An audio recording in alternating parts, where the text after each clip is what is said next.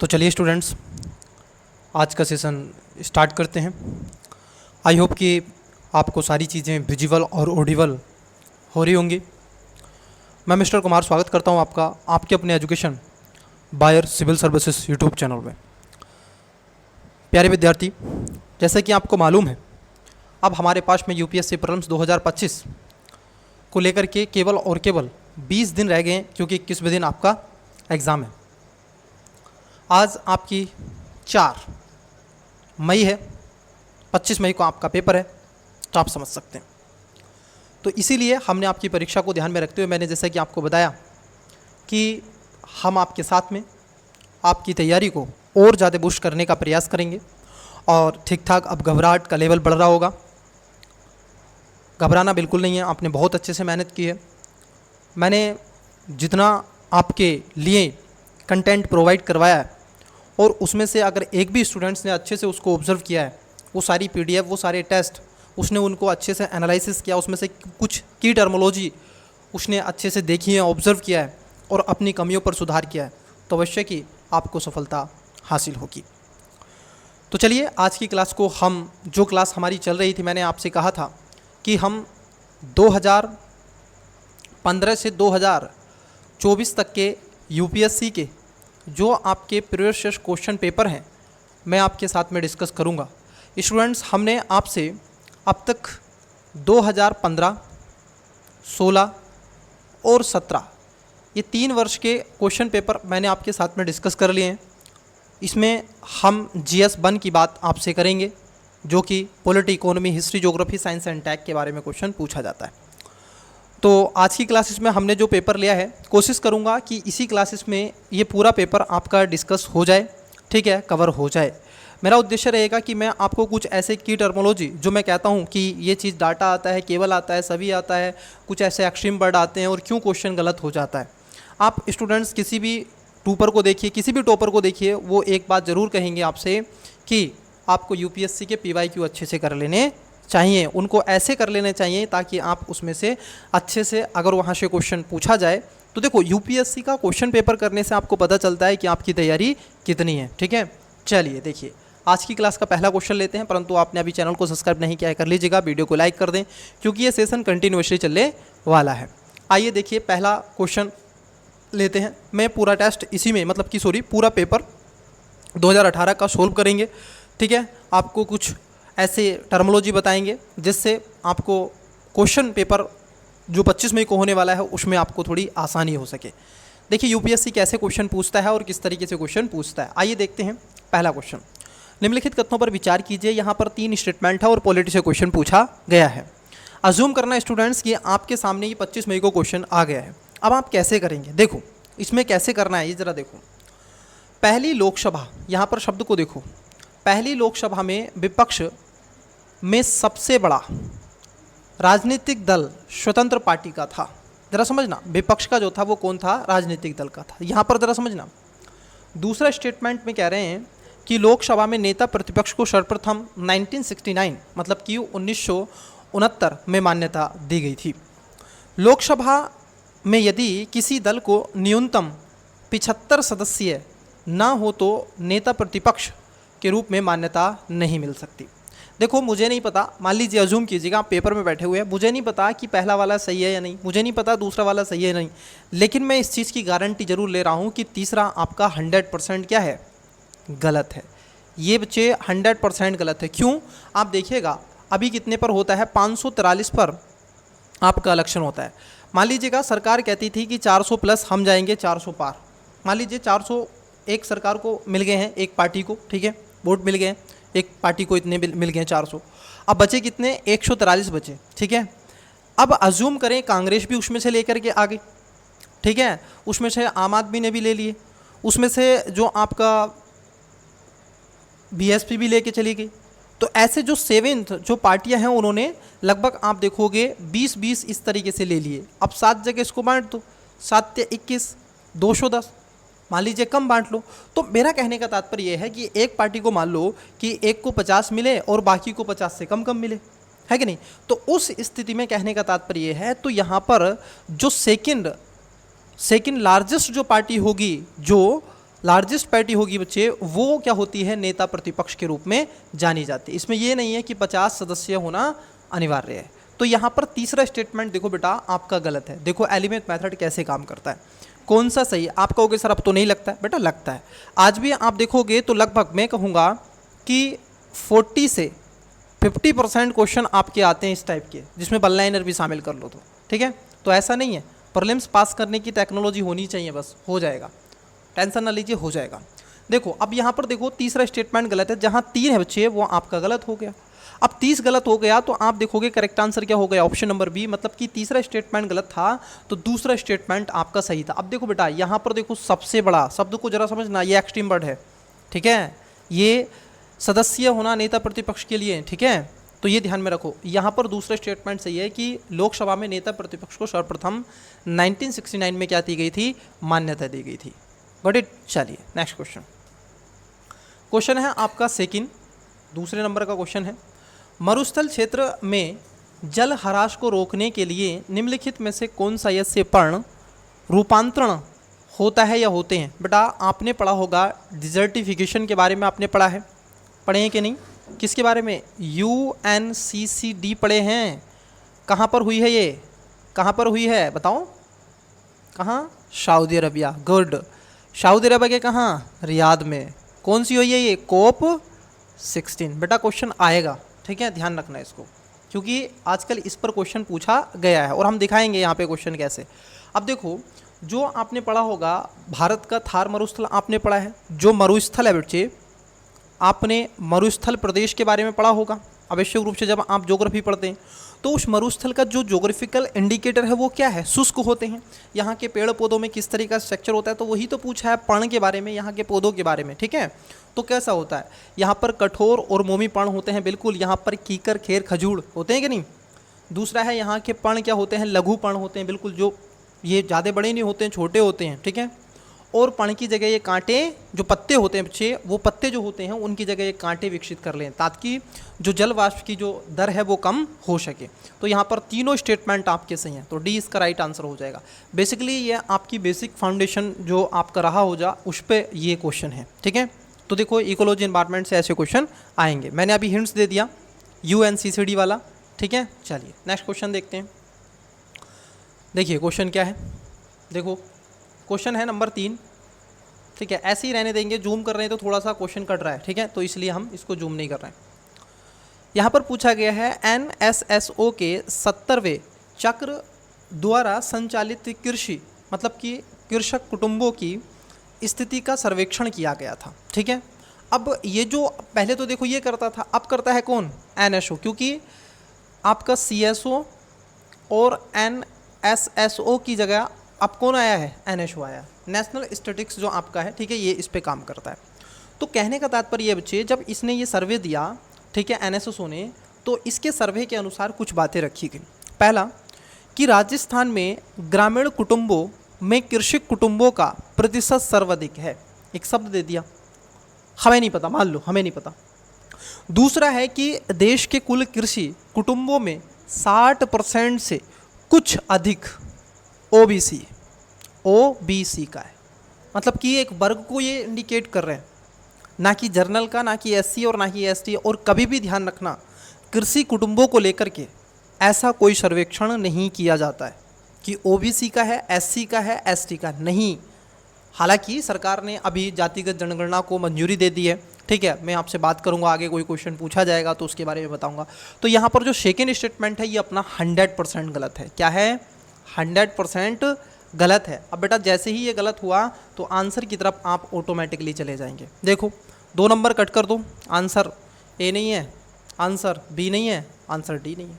तो correct answer क्या है, सी, पहला एकदम सही है और दूसरा भी, तीसरा भी सही है कि केरल में 60% से अधिक कृषि कुटुंबों ने यह सूचना दी है कि उन्होंने अधिकतम आय गैर कृषि स्रोतों से प्राप्त की है। कैसे, गैर कृषि स्रोतों से, मतलब कि उन्होंने फिशरिंग इंडस्ट्री की तरफ चले गए होंगे, टूरिज्म की तरफ चले गए होंगे, स्ट्रीट वेंडर की तरफ चले गए होंगे, या फिर इंडस्ट्री की तरफ चले गए होंगे, है कि नहीं। तो यहाँ पर पहला भी सही है और दूसरा भी सही है। कृषि कुटुंब यहाँ पर आपने देखे होंगे, ठीक है, तो सर्वाधिक मात्रा इन क्षेत्रों में ही आपको मिलती है। तो यहाँ पर सी इसका राइट आंसर हो जाएगा। चलिए नेक्स्ट क्वेश्चन।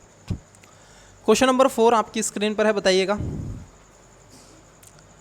ये कह रहे हैं आपसे, देखिए क्वेश्चन नंबर 4 के बारे में, राष्ट्रीय हरित जो आपका नेशनल जीटी, इसको बोलते हैं ना नेशनल ग्रीन ट्रिब्यूनल, किस प्रकार केंद्रीय प्रदूषण बोर्ड, जो कि आप पढ़ते हैं CPCB, ठीक है, सेंट्रल पोल्यूशन कंट्रोल बोर्ड से भिन्न है। ये आपको बताना है, क्वेश्चन नंबर 4 का राइट आंसर देना है। देखो ये कह रहे हैं कि NTGT का गठन एक अधिनियम के द्वारा किया गया, जबकि CPCB का गठन सरकार के कार्यपालक आदेश के द्वारा किया गया। ऐसा है क्या? अरे बोलो ऐसा है क्या? ये तो बेसिक है भाई। केंद्रीय प्रदूषण जो बोर्ड है ये लाया गया था MOFCC के तहत, इसको लाया गया और फिर आकर के इसको एक विधेयक लाया गया, ठीक है, और तब जा कर के ये बना। तो ये तो वैसे ही गलत है, ये तो आपका बेसिक नॉलेज पर आधारित है, ठीक है। जब आप पढ़ते हैं तो बेसिक पर ही आधारित है। जब इकोलॉजी इन्वायरमेंट आपने पढ़ा होगा और पोल्यूशन वाला वहाँ पर पढ़ा होगा, और ये आए दिन आप देखोगे द हिंदू में बेटा आपको मिलता है, ये आए दिन याद करिए। वो फरवरी और मार्च दिल्ली पोल्यूशन को याद है कुछ, ठीक है, तो ये आए दिन रहता है। तो पहला गलत है बेटा यहाँ पे। दूसरा स्टेटमेंट देखते हैं, NGT पर्यावरणीय जो न्याय उपलब्ध कराता है और उच्चतर न्यायालयों में मुकदमों के भार को कम करने में सहायता करता है, जबकि CPCB झरनों और कुओं की सफाई को प्रोत्साहित करता है और देश में वायु गुणवत्ता सुधारने के लिए। बिल्कुल ये बात सही है। देखो जो आपका NGT है बेटा, नेशनल जो ग्रीन ट्रिब्यूनल है, ये काम क्या करता है, ये जो पर्यावरण की न्याय, ताकि ये मुद्दों को वहीं पर सुलझा सके, ठीक है, इसको कहीं ना कहीं कोर्ट में ना भेजे। तो ये बात थोड़ा सा इसको ध्यान में रखना है। तो दूसरा सही है, पहला एकदम गलत है। तो करेक्ट आंसर क्या होगा? ये बेसिक क्वेश्चन था, आपकी अंडरस्टैंडिंग पर आधारित था, तो इसका राइट आंसर हो जाएगा ऑप्शन नंबर बी। चलिए, तो इंग्लिश वाले बच्चे वीडियो को पॉज करके आसानी से इसका आंसर दे देंगे, है ना। चलिए, पेपर आपके पास होगा, मैं उम्मीद करके चलता हूँ। चलिए क्वेश्चन देखिएगा, क्वेश्चन नंबर 5। क्योंकि देखो मुझे पूरा पेपर ये आपके सामने ये 2 से ढाई घंटे में प्रेजेंट करना है और इसको समझाना भी है आपकी अपनी भाषा में, ठीक है। तो चैनल को लाइक कर, वीडियो को लाइक कर दें और दोस्तों के साथ में शेयर करें, सब्सक्राइब भी कर लें, ठीक है। आपके सब्सक्रिप्शन से हमें मोटिवेशन मिलता है और चीज़ें और बेटर हम आपके कमेंट से कई चीज़ें देखते हैं। मैं आपसे कुछ क्वेश्चनों पर कमेंट्स भी पूछूंगा, कुछ क्वेश्चन आपसे पूछूंगा बीच बीच में। बताइए, देखिए क्वेश्चन, निम्नलिखित कथनों पर विचार करें और यहाँ पर देखो बेटा इसका ध्यान रखना है, ये कौन सा सही है या है, ठीक है। कई बार हम पढ़ लेते हैं यहाँ और कई बार देखते नहीं हैं, यहाँ गलत पूछ लेता है और सही फिर मार्क कर देते हैं, गलत हो जाता है ना। मैं आपका ट्रायल भी ले लूँगा इस बात में। देखो पहला है कि भारत की संसद किसी कानून विशेष को भारत के संविधान की 9वीं अनुसूची में डाल सकती है। बिल्कुल, इसको कब लाया गया था, इसको आप देखोगे जब आपका प्रथम संविधान संशोधन किया गया था 1951 में बच्चे, तो तब इसको लाया गया था 51-52 में, ठीक है। तो ये बात सही है, नेहरू जी के शासनकाल में, बिल्कुल सही बात है। दूसरा है कि 9वीं अनुसूची में डाले गए किसी कानून की वैधता का परीक्षण किसी न्यायालय द्वारा नहीं किया जा सकता एवं उसके ऊपर कोई निर्णय भी नहीं दिया जा सकता। देखो बेटा यहाँ पर सब निगेटिव बात लिखी गई है। मैं आपको बता दूँ, ये जुडिशरी रिव्यू के तहत इसको रखा गया है, ठीक है। जुडिशरी जो रिव्यू है उसके तहत इसको रखा गया है कि वो तो होलन बनाम आपने पढ़ा होगा वो केस, ठीक है। तो यहाँ पर सेकंड जो स्टेटमेंट है वो गलत है। हाँ, सरकार आज भी इसमें कानून बनाकर डाल सकती है, उसको लगता है, लेकिन उसका जुडिशरी रिव्यू कर सकती है, ठीक है। तो इसको ध्यान में रखेंगे। तो यहाँ पर जो सेकंड वाला स्टेटमेंट है बच्चे वो गलत हो जाएगा, पहला स्टेटमेंट आपका सही हो जाएगा और राइट आंसर हो जाएगा ऑप्शन नंबर ए। नेक्स्ट, क्योंकि 2 ही थे ना इसमें। हाँ चलिए, ये इकोनॉमी से क्वेश्चन है, बहुत ही अच्छा क्वेश्चन है, प्यारा क्वेश्चन है। कभी कभी समाचारों में आने वाले पद, देखो बेटा होता क्या है, इकोनॉमी आप पढ़ते हैं लेकिन कुछ बार कई बार क्या होता है, ऐसे की टर्मोलॉजी आपसे पूछ लेता है ना, तो उस की टर्मोलॉजी को ध्यान में रखना है। ओके, देखो यहीं पर ऐसे पूछ लिया कि व्यापार छूट दर, जिसको बोलते हैं मर्चेंट डिस्काउंट रेट, आपने पढ़ा है कि नहीं। ये क्या होता है बेटा, ये देखो जब होता है, जैसे आपने ATM, ठीक है, कार्ड आपको मिलता है, डेबिट कार्ड क्रेडिट कार्ड कुछ मिलता है। आप मान लीजिए किसी मॉल में चले गए हैं शॉपिंग करने के लिए और वहाँ पर आपने अपना कार्ड को स्वैप किया, तो वहाँ पर जो मशीन होती है बेटा वो एक रिचार्ज लेती है, वो चार्ज लेती है, सॉरी रिचार्ज नहीं चार्ज लेती है, ठीक है। तो होता क्या था, चार्ज लेती थी, तो उसके बारे में पूछा है। अभी हाल ही में क्या हुआ है, आप देखोगे इस पर RBI ने 2000 रुपये तक के जो भी अगर उस पर होगा ऐसा तो उसको फ्री कर दिया, उस पर कोई चार्ज नहीं लगेगा, ठीक है, 2000 रुपये के ट्रांजेक्शन पे। तो यहाँ पर क्या है उसके बारे में आपसे पूछा, मर्चेंट डिस्काउंट रेट, और बड़ा प्यारा, इसको देखो फंसाने का कोशिश किया गया है, इस हर कोई से क्वेश्चन को पढ़ोगे तो आपको लगेगा अरे ये तो सही है, ये तो सही है, ऑप्शंस देखो। ये कह रहे हैं कि किसी केंद्रीय बैंक द्वारा किसी व्यापारी को उस बैंक के डेबिट कार्ड के माध्यम से भुगतान स्वीकार करने के लिए दिया जाने वाला प्रोत्साहन। नहीं बेटा, ऐसा नहीं है, ये तो गलत है। यह बैंकों द्वारा अपने ग्राहकों को वस्तुओं और सेवाओं के क्रय और वित्तीय लेन देन के लिए डेबिट कार्ड का प्रयोग करने पर वापस दी जाने वाली राशि है। क्या आपको वापस मिलती है राशि? नहीं ना, वापस नहीं मिलती है। लेकिन कुछ लाइन इन्होंने सही बोली है यहाँ पे, इसमें सेकेंड स्टेटमेंट है, परंतु आप देखोगे ये गलत कर दिया लास्ट में जा कर के। उसके बाद में आपसे कह रहे हैं जो सी आप पढ़ें, देखो बड़ा क्लियरली आपको दिखेगा। यह बैंक द्वारा किसी व्यापारी पर अपने ग्राहक को डेबिट कार्ड से भुगतान लेने पर लगाए जाने वाला क्या होता है? शुल्क होता है बेटा, फीस होती है ये, ठीक है। तो यहाँ पर क्या हो जाएगा? ऑप्शन नंबर सी इसका करेक्ट आंसर है। अब कई बच्चे कहेंगे सर लगता तो इस पे ही है। देखो, यह सरकार द्वारा व्यापारियों को अपने ग्राहकों से पोस्ट, जो आपकी POS होती है, पोस्ट मशीन है, पॉइंट ऑफ सेल मशीनों द्वारा डेबिट कार्ड के माध्यम से डिजिटल भुगतान, नहीं बेटा ये डिजिटल भुगतान की कोई बात ही नहीं है इसमें, तो ये आपका गलत हो जाएगा। तो यहाँ पर करेक्ट आंसर हो जाएगा ऑप्शन नंबर सी। तो ऐसे कुछ की टर्मोलॉजी आपसे पूछे जाते हैं बेटा, ठीक है। चलिए नेक्स्ट क्वेश्चन देखते हैं। क्वेश्चन नंबर है 7, पढ़िएगा, बड़ा अच्छा क्वेश्चन है, बहुत ही बेहतरीन क्वेश्चन है। क्वेश्चन नंबर 7 देखो, आज अगर आप थोड़ी भी मेहनत कर लोगे और इस क्लास को अच्छे से देख लोगे, जो क्लास आपको उपलब्ध करवाई गई उनको देख लोगे, तो बहुत हेल्पफुल आपकी होने वाली है। नहीं तो देखो, मैं भी चाहता तो भाई मैं क्यों करता बताओ। मैं चाहता हूँ कि मुझसे जुड़े हुए जो भी बच्चे हैं, इस एजुकेशन फैमिली से जुड़े हुए जो स्टूडेंट्स हैं, वो सफल हों, ठीक है, वो आगे बढ़ें, ठीक है। चलिए, किसी देश के नाभिकीय आप देखोगे पूर्तिकर्ता समूह, जो न्यूक्लियर आप देखोगे सप्लाई ग्रुप की बात यहाँ पर हो रही है, अगर उसका कोई सदस्य बनता है तो उसको क्या क्या लाभ होंगे। जैसे ऑस्ट्रेलिया, कनाडा, ऑस्ट्रेलिया है, कनाडा, अमेरिका है, ब्रिटेन है और फ्रांस है, ऐसे कुछ 4-5 ये कंट्री है जो इसमें शामिल हैं।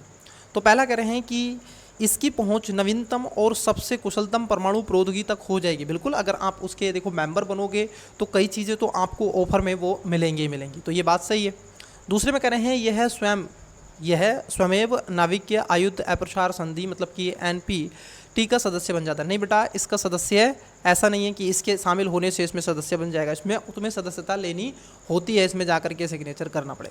तो यहाँ पर सेकेंड स्टेटमेंट आप देखोगे क्या है, गलत है, पहला इसमें सही हो जाएगा। Correct answer option number A इसका राइट आंसर हो जाएगा। क्वेश्चन नंबर 8 देखिएगा, बताइएगा वीडियो को पोस्ट करके, दूंगा मैं आपको क्वेश्चन, कोई दिक्कत नहीं है। कुछ थोड़ा ईजी क्वेश्चन आए, ठीक है, तो मैं दूं आपको। अभी थोड़े से ऐसे क्वेश्चन हैं कि मैं आपको समझा सकूं इन क्वेश्चनों को अच्छे से, तो बेटर। अप्रभावी आप देखोगे अप्रवासी सतत्वों द्वारा दी जा रही ऑनलाइन विज्ञापन सेवाओं पर भुगतान 6% आप देखोगे समकरण कर लगाए जाने के निर्णय के संदर्भ में कौन सा सही है। देखो बेटा, ये जो 6% है ये होता क्या है, एक लगता है 6%, एक लगता था 2%। हुआ क्या था, जब डोनाल्ड ट्रंप बने थे तो उन्होंने 2% तो तुरंत हटवा दिया था। लेकिन अभी क्या हुआ है, अब ये और ज़्यादा एक्टिव हो गए। गूगल पे जो एडसेंस लगता है अकाउंट पे, ठीक है, तो उस पर जो आप देखोगे टैक्स लगता था गूगल अकाउंट पे, तो उस पर क्या था 6% टैक्स लगता था, भारत सरकार लगाती थी। अब भारत सरकार ने उसको भी ख़त्म कर दिया है, ठीक है। तो यहाँ पर यही है, यह आयकर अधिनियम के भाग के रूप में लागू किया जाता है। नहीं बेटा, इसका आयकर के रूप में नहीं होता है। दूसरा है कि भारत में विज्ञापन सेवाएं देने वाले अप्रवासी सतत अपने गृह देश दोहरे कराधान से बचाव समझौते के अंतर्गत टैक्स क्रेडिट का दावा कर सकते हैं। नहीं बेटा, इसमें कोई ऐसा दावा नहीं कर सकते हैं, बल्कि ये तो किसी एक कंपनी पर लगाया गया, अगर वो डिजिटली ऐसा कुछ कर रही है, ऑनलाइन अपने विज्ञापन कर रही है, ऑनलाइन कुछ बेच रही है, तो उस पर लगाया वगैरह टैक्स होता है। तो यहाँ पर जो हो जाएगा, देखो 8 नंबर के दोनों कथन यहाँ पर क्या हो जाएंगे, आपके गलत हो जाएंगे, ठीक है। तो राइट आंसर क्या होगा, ऑप्शन नंबर डी इसका हो जाएगा। चलिए नेक्स्ट क्वेश्चन, तो इंग्लिश वाले बच्चे वीडियो को पोस्ट करके बता देंगे। चलिए देखिए, ये बहुत अच्छा क्वेश्चन है।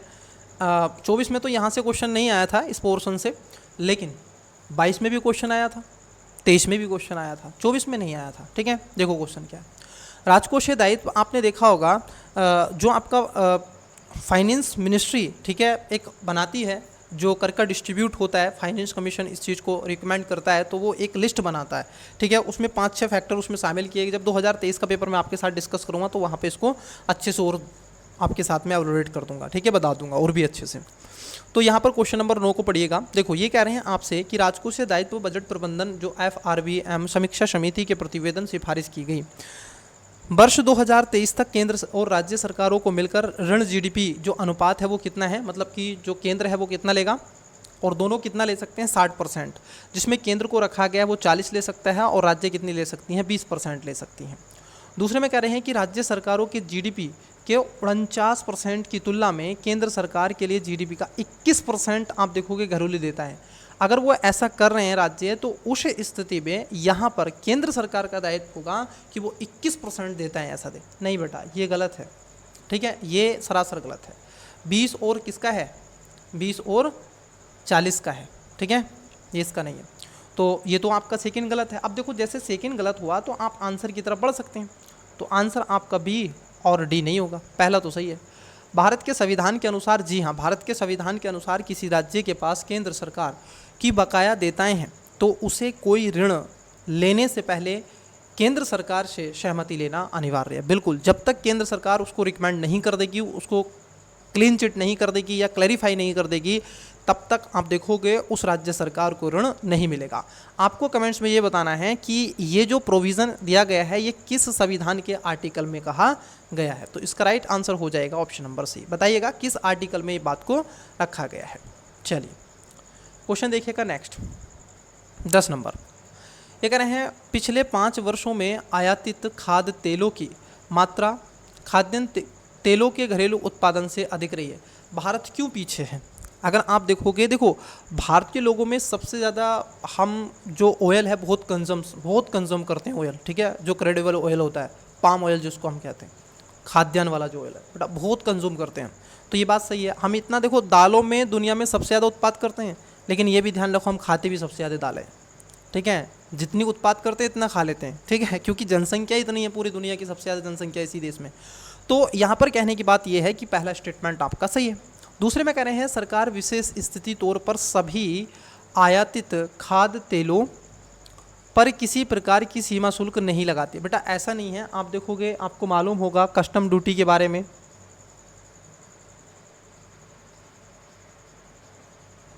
ठीक है, कस्टम ड्यूटी आपने देखी होगी,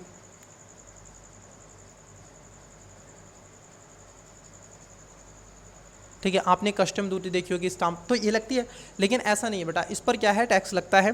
तो ये सभी देखो एक शब्द है, मैंने कहा ना आपसे कि यहाँ पर देखो शब्दों का ध्यान रखो बेटा, तो सभी, ये ऐसा नहीं है सभी, तो ये गलत है। तो यहाँ पर क्या हो जाएगा, पहला स्टेटमेंट आपका सही हो जाएगा, ठीक है।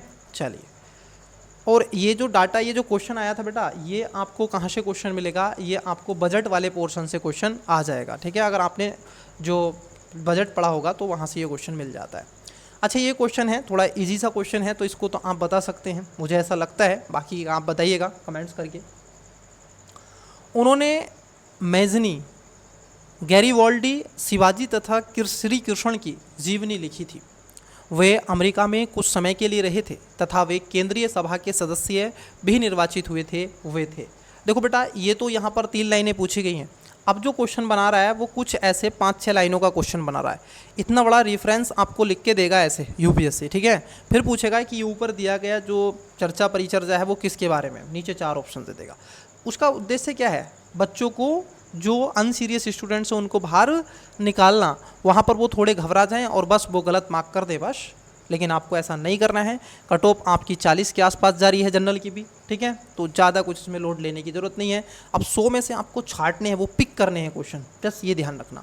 और उन क्वेश्चनों को पहले करना बेटा जो ईजी होते हैं, ठीक है, जो ईजी होते हैं। अगर आप समझ लीजिएगा उन 100 क्वेश्चनों में से मैं गारंटी नहीं 30 क्वेश्चन ऐसे होंगे बेटा जो आप सही कर देंगे एकदम, ठीक है। ये 30 क्वेश्चन 30 मिनट से पहले में कर दोगे आप, जो आते हैं आपके, क्योंकि आपने पढ़ा है भाई, ठीक है, हमने इतनी मेहनत की है तो हमें पता है। लेकिन अब लड़ाई क्या है, उसमें से 20 क्वेश्चन की ओर खिंचाई है, तो वो हमें कर लेना है, बाकी का कुछ नहीं है। चलिए बताइए। तो देखो ये जो राइट आंसर हो जाएगा ये लाला लाजपत राय के बारे में हो जाएगा, तो यहाँ पर इसका करेक्ट आंसर होगा ऑप्शन नंबर सी, ठीक है। तो इन्होंने यहाँ पर अमेरिका में कुछ समय के लिए गए थे, ठीक है, और जब ये जेल में भी रहे थे तो इन्होंने कई चीज़ें वहाँ पर लिखी थी, तो यहाँ पर सी इसका करेक्ट आंसर हो जाएगा। करेक्ट। चलिए नेक्स्ट क्वेश्चन नंबर 12 आपकी स्क्रीन पर दिख रहा है, बताइएगा, बताइए बेटा। क्वेश्चन नंबर 12, ये कह रहे हैं कथनों पर विचार कीजिए कौन सा सही है। पूरा पेपर सोल्व करेंगे इसी क्लास में, कहीं नहीं जाइएगा, कमर कस के बैठे रहिएगा।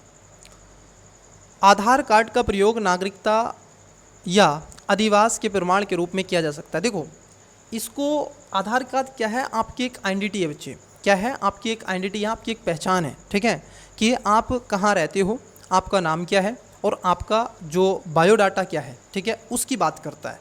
ये इसकी बाध्यता नहीं है कि ये प्रमाणित नहीं करता है कि आप देश के नागरिक हो कि नहीं, ये ध्यान रखना, ये प्रमाणित बिल्कुल नहीं करता है। और सुप्रीम कोर्ट ने इस पर, आधार कार्ड के इस पर कई तरीके से 2 बार इस पर डिसीजन भी दे चुकी है ना, तो इसको ध्यान में रखना। और ये लगातार सुर्खियों में भी रहता है, ठीक है, तो ऐसा नहीं है, ये गलत है। एक बार जारी करने के पश्चात इसे निर्गत करने वाला प्राधिकरण आधार संख्या को निष्क्रिय या विलुप्त नहीं कर सकता। ये बकवास कर रहा है बिल्कुल। इसमें कितना आपने फ्रॉडबाजी देखा होगा, है कि नहीं, बताओ कितना फ्रॉड चलता है आधार कार्ड में। किसी और का आधार कार्ड है और उसका लाभ कोई और ले रहा है, बट कैसे, समझ पा रहे हैं कि नहीं। एक व्यक्ति के 2-2, 3-3 आधार हैं, 6-6, 7-7 आधार हैं, बट कैसे बताओ। तो ये सब फ्रॉडबाजी।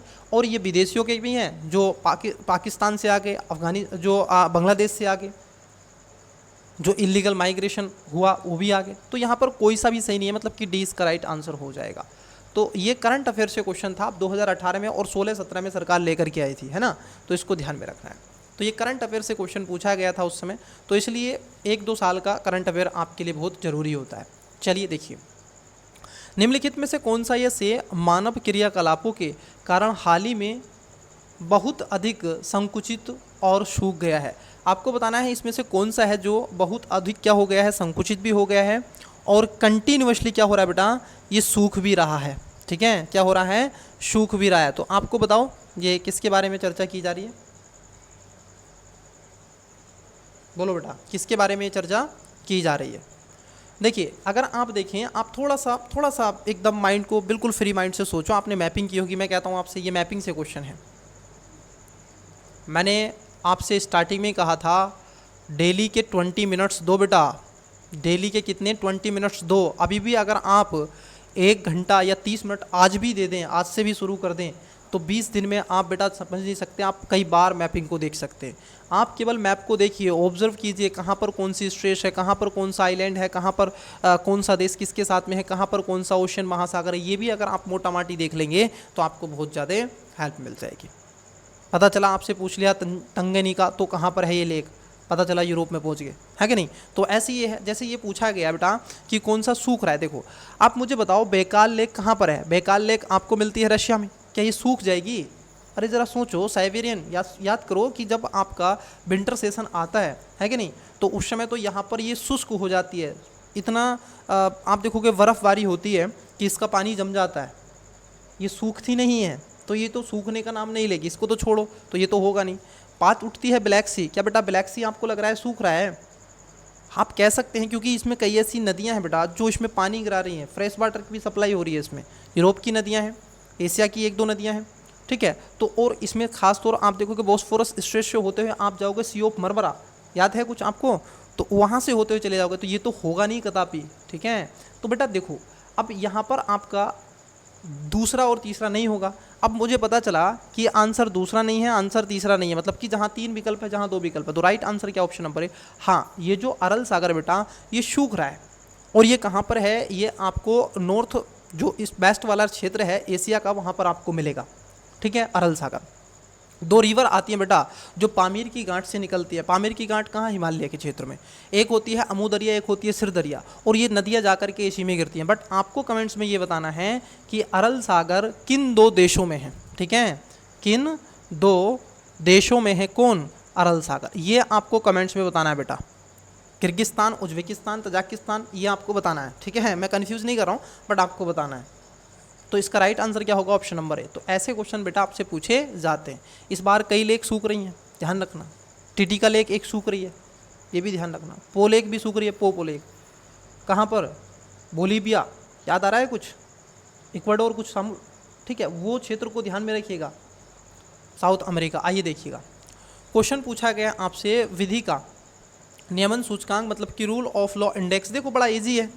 अब मुझे बताओ इससे ईजी क्या पूछे हुए, इससे इजी क्या ही क्वेश्चन पूछा जाएगा। 14 number rule of law index को निम्नलिखित में से किसके द्वारा जारी किया जाता है? अब कई बच्चे आंखें मीचकर बी आंसर लगाएंगे कि अंतर्राष्ट्रीय न्यायालय। बेटा नहीं, अंतर्राष्ट्रीय न्यायालय नहीं है। आप कहोगे कि सर ये तो होगा नहीं, ठीक है। अब कुछ बच्चे यहाँ पर कंफ्यूज हो गए। बेटा इसको खासतौर पर कौन करता है? विश्व न्यायालय जो परियोजना है, ये इसके द्वारा इस प्रोग्राम को शुरू किया गया और ये इंडेक्स निकालता है, रूल ऑफ लॉ इंडेक्स। ये बताता है कि किस देश में किस तरीके का सिस्टम है और कैसा आज मानवता के साथ बरवरिश की जा रही है, वगैरह वगैरह। तो यहाँ पर डी इसका राइट आंसर हो जाएगा। अगले क्वेश्चन की तरफ बढ़ते हैं। इकोनॉमी पढ़ी है तो इसका आंसर आवश्यक रूप से दीजिएगा। बहुत ही सॉलिड क्वेश्चन है, अच्छा इजी क्वेश्चन है।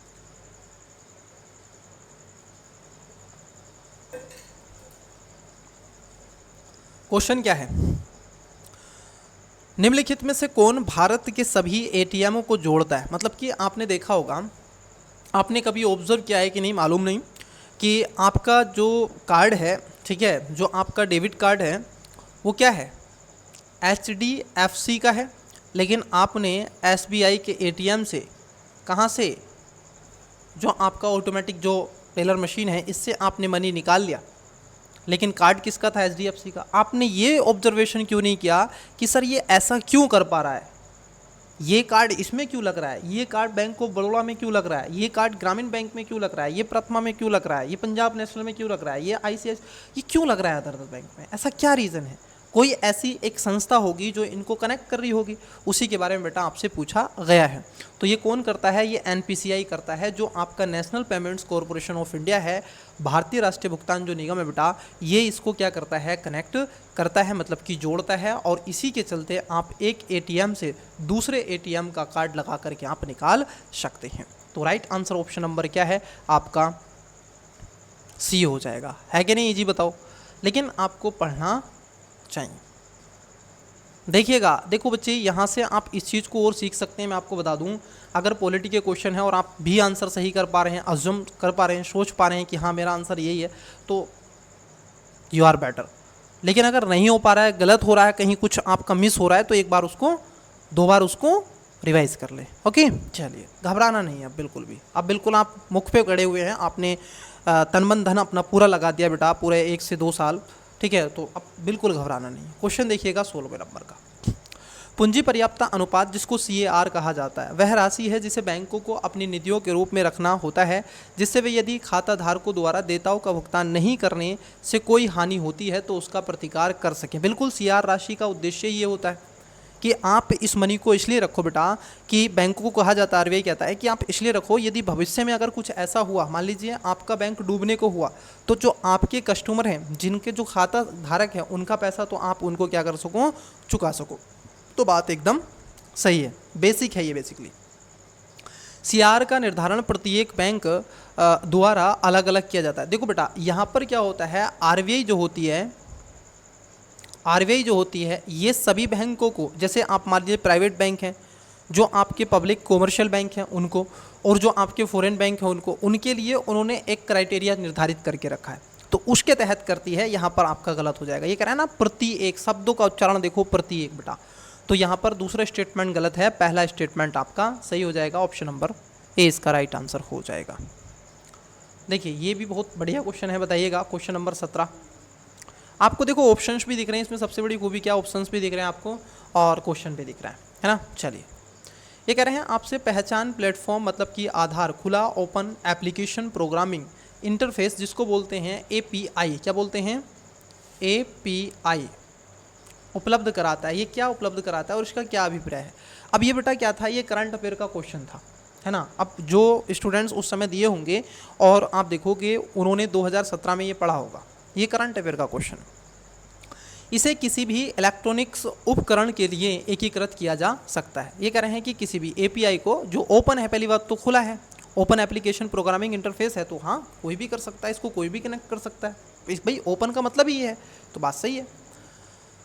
परितारीख, मतलब कि आप देखोगे आइरिस का प्रयोग कर ऑनलाइन प्रमाणीकरण संभव है। हाँ बिल्कुल, ये भी बात संभव है। देखो, जब यहाँ पर संभव हो, संभावना हो, किया जा सकता है, कर सकता है, ऐसे शब्दों का अगर उच्चारण है, सकारात्मकता की तरफ दर्शा रहा है, तो आंसर सामान्यतः क्या हो जाते हैं? सही हो जाते हैं। तो इसका राइट आंसर क्या होगा? ऑप्शन नंबर C हो जाएगा। चलिए नेक्स्ट क्वेश्चन लेते हैं। इंग्लिश वाले बच्चे वीडियो को पोस्ट करके आप भी इसका राइट आंसर दे सकते हैं। चलिए, पेपर आपको ये सेंड करवा दिया जाएगा, वहाँ पे आप डाउनलोड कर लेंगे टेलीग्राम पर, लिंक उसका डिस्क्रिप्शन में, एजुकेशन बायर सिविल सर्विस के नाम की आईडी। ये भी देखो मैपिंग से क्वेश्चन है, ठीक है।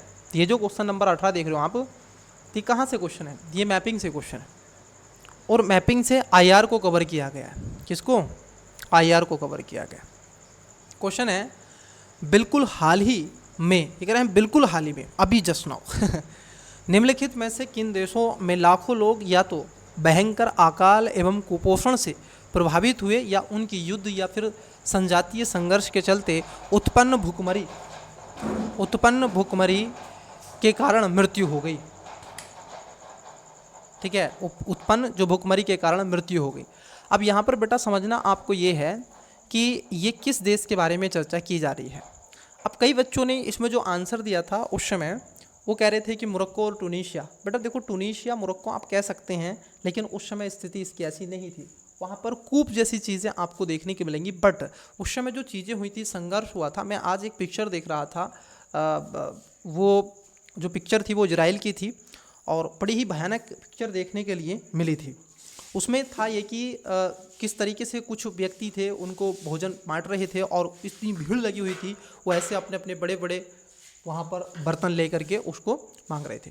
तो यहाँ पर बेटा क्या हो जाएगा, ये जो यमन और जो आपका साउथ सूडान का रीजन है, यहाँ पर ये देखने के लिए संघर्ष मिला था। और इस बार मैं आपको बता दूँ, जैसे अफार रीजन पढ़ के जाइएगा अफार के बारे में, ठीक है। और आप देखोगे कई ऐसे रहे हैं अफ्रीका के क्षेत्र में, कई में कूप शासन, आज जो अस्थिरता आपने अफ्रीका के अंदर देखी है, तो उसको थोड़ा सा ध्यान में रखना। तो इसका राइट आंसर क्या होगा? ऑप्शन नंबर डी हो जाएगा। चलिए नेक्स्ट क्वेश्चन देखिएगा। ये हिस्ट्री से क्वेश्चन है बच्चे, आप पढ़ते हैं, अगर हिस्ट्री आपने पढ़ी है तो ये एकदम आप इसका राइट आंसर दे सकते हैं। क्वेश्चन नंबर है 19। ये कह रहे हैं आपसे कि वुड डिस्पैच के बारे में पूछा गया है और कौन सा सत्य है। ठीक है, देखो वुड डिस्पैच कब आया था? ये आपका 1853 में लाया गया था। कब लाया गया था? 1853 में इसको लाया गया था। अब इसके उद्देश्य कई थे। इसने खासतौर पर जो लैंग्वेज थी, खासतौर पर जो एजुकेशन सिस्टम था, उस पर अपनी प्रतिक्रियाएं इसको देनी थी। सहायता अनुदान व्यवस्था, जिसको आप ग्रांट्स इन एंड, शुरू की गई थी। तो यहाँ पर पहला स्टेटमेंट एकदम सही हो जाएगा, ये शुरू की गई थी। विश्वविद्यालयों की स्थापना की सिफारिश इसने की थी, ये भी बात सही है, इसने सिफारिश करने का उद्देश्य को आगे बढ़ाया था। लेकिन बच्चे यहाँ पर ज़रा देखना, शिक्षा के सभी स्तरों पर शिक्षण माध्यमों में अंग्रेजी की सिफारिश की थी। जो हायर एजुकेशन थी उस पर इसने कहा था कि आप इसको केवल और केवल, मतलब कि ओनली, इसको इंग्लिश में रखो, इसने ये बात कही थी। लेकिन सभी स्तर पर जो प्राइमरी सेक्टर हो उस पर इसने नहीं कहा। तो यहाँ पर कहने का तात्पर्य ये है, यहाँ पर देखो एक्सट्रीम वर्ड सभी, तो आप इसको कट कर दो।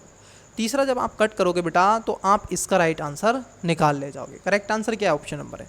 ऐसा मैं नहीं कहता, ऐसा यूपीएससी स्वयं कहता है। Got it? समझ में आया? चलिए, आनंद में, बढ़िया, चंगे सी। आइए तो फिर क्वेश्चन देखिएगा। पॉलिटी का क्वेश्चन है, लेकिन ये थोड़ा हार्ड क्वेश्चन है, कई बच्चों के सिर के ऊपर को चला जाएगा जिन्होंने छद्म तरीके से पॉलिटी को पढ़ा होगा, अच्छे से उन्होंने नहीं समझा होगा। कहने का तात्पर्य है, भारत की संसद के संदर्भ में निम्नलिखित में से कौन सा संसदीय समिति की समीक्षा करती है और सदन को सूचित करती है कि वे विनियमन, नियम, उपनियमन, उपविधि आदि बनाने की शक्तियाँ संविधान द्वारा प्रदत्त या सदन द्वारा प्रतियोजित हैं, उनका कार्यपालिका द्वारा इन प्रयोजन, मतलब कि डेलीगेशन की परिधि के भीतर उचित प्रयोग हो रहा है। तो किसने इस बात को उठाया था बताइएगा। देखते हैं कितने बच्चों का क्वेश्चन नंबर 20 का करेक्ट आंसर आता है। तो कई बच्चे इसमें राइट आंसर भी दे रहे हैं, कई गलत दे रहे हैं। तो बेटा देखो, ये जो था, ये अधीनस्थ जो आपकी विधान संबंधी समिति थी, इसने ये रिकमेंड दी थी, और ये खासतौर पर इस पर कहा जाता है। आपने पढ़ी होंगी कई ऐसी स्थायी समिति होती हैं, अस्थायी समिति होती हैं, तो एक बार उसको ज़रूर पढ़िएगा, एडहॉक कमेटी, ठीक है। तो वो पढ़िएगा सारी चीज़ें, ठीक है। तो आपसे वो चीज़ें पूछी जा सकती हैं, एक बार उसको देख लीजिएगा, है ना, पॉलिटी पढ़ते समय, क्योंकि ऐसा कमेटी से क्वेश्चन पूछे जाते हैं। देखिए अभी क्या हुआ है कि कल ही सुप्रीम कोर्ट का डिसीजन आया, जो आपका डिजिटल का राइट्स है, डिजिटल राइट्स को कर दिया है आपका फंडामेंटल अधिकार। किसको? जो डिजिटल राइट है अब आपका फंडामेंटल डिजिटल पहुंच आपका मतलब कि अगर आपकी पहुंच नहीं है तो आपका फंडामेंटल राइट्स का हनन हो रहा है, क्योंकि भाई आज डिजिटल एरा है, आर्टिफिशियल इंटेलिजेंस का समय है, इंटरनेट ऑफ थिंग्स है, ठीक है, मशीन लर्निंग है, लार्ज लैंग्वेज सिस्टम, यहाँ पर आप डीप लर्निंग, डीप फैंक के जैसे, तो सब डिजिटल आपको हो रहा है कि नहीं। अब बच्चा स्कूल से रुक करके घर पहुँच गया है, कोचिंगों में चला गया है कि नहीं, अब सारी चीज़ें आपको ऑनलाइन प्रोवाइड करवाई जा रही हैं, समझ पा रहे हैं कि नहीं। तो अब आपकी अगर मान लीजिए यहाँ तक पहुँचना हो तो आपका तो फिर शिक्षा नहीं होगी। आपसे कहा चलो अब इंटरनेट बंद हो गया, तो आपको जो सुविधाएं फैसिलिटी आज मिल रही हैं तो फिर कल मिलेंगी नहीं मिलेंगी, तो आपका जीवन का बहुत बड़ा आप देखोगे ग्राफ नीचे गिर जाएगा। तो बेटा ये जो है फंडामेंटल राइट्स हो गया। लेकिन आपसे क्वेश्चन यहाँ पर जो पूछा जा रहा है ये कह रहे हैं कि शिक्षा का अधिकार आरटीआई अधिनियम के अनुसार किसी राज्य में शिक्षा के रूपों में नियुक्त हेतु, देखो यूपीएससी खुद, ये मैं आपको बता दूं ये एक ऐसा एग्ज़ाम है जो ओपन कॉपी एग्ज़ाम है, ठीक है, ओपन कॉपी एग्ज़ाम है यूपीएससी का। ये आंसर भी आपके सामने पड़ा हुआ है और ऑप्शंस भी आपके सामने, केवल आपको अपनी मस्तिष्क को एकदम कूल डाउन करके सोचना है और उसके शब्दों को केवल समझना है। यूपीएससी में जो आप देखोगे, यूपीएससी का प्रीलिम्स क्वालिफाई करना मतलब कि शब्दों का खेल है, बस जो टॉप कर रहा है बेटा उसको भी आप ही के जैसा ज्ञान है, ठीक है, बस वो शब्दों को समझ लेता है, आपको शब्द ही समझने हैं। देखो शिक्षा का अधिकार आरटीआई अधिनियम के अनुसार किसी राज्य में शिक्षा के रूप में नियुक्त होने हेतु अर्ह होने के लिए किसी व्यक्ति में संबंधित राज्य अध्यापक परिषद द्वारा निर्धारित न्यूनतम योग्यता का होना आवश्यक है, ठीक है। दूसरे में कह रहे हैं आरटीआई अधिनियम के अनुसार प्राथमिक कक्षाओं में शिक्षण हेतु किसी अभ्यर्थी के लिए राष्ट्रीय अध्यापक शिक्षा परिषद के दिशा निर्देशों के अनुरूप लिए गए अध्यापक अर्हता का परीक्षण होना आवश्यक है, उसका मतलब कि उत्तीर्ण होना। अब देखो तीसरा स्टेटमेंट क्या कह रहे हैं, भारत में 90% से अधिक अध्यापक शिक्षण संस्थान प्रत्यक्ष रूप से राज्य सरकारों के अधीन है। क्या ऐसा है? प्रत्यक्ष रूप से राज्य सरकारों के अधीन है। केंद्र सरकार में, राज्य सरकार में एजुकेशन को लेकर ही मुद्दा छुड़ जाता है कई कई स्टेट में। तो यहाँ पर जो थर्ड स्टेटमेंट है ये गलत है। अब जहाँ 3 है वो तो आंसर नहीं होगा। अब ये सत्य है कि आपका 2 आंसर सही है क्योंकि दोनों में है। अब देखो पहला स्टेटमेंट भी आपका बेटा क्या हो जाएगा, सही हो जाएगा। आपने जब ये आर्टिकल पढ़ा होगा, एक आर्टिकल आप पढ़ते हैं बच्चे, आर्टिकल आपका 21 का ए, ठीक है, याद है आपको 86 कॉन्स्टिट्यूशन अमेंडमेंट के माध्यम से जोड़ा गया था 86वें संविधान संशोधन से, ठीक है, और 2003 में। तो खास तौर पर बेटा समझना ये है कि इसके तहत आपको फंडामेंटल राइट्स दिया गया और इसमें एक रेशियो किया गया किसका, 1:30 के, मतलब कि एक टीचर होगा और 30 स्टूडेंट्स होने चाहिए क्लास में।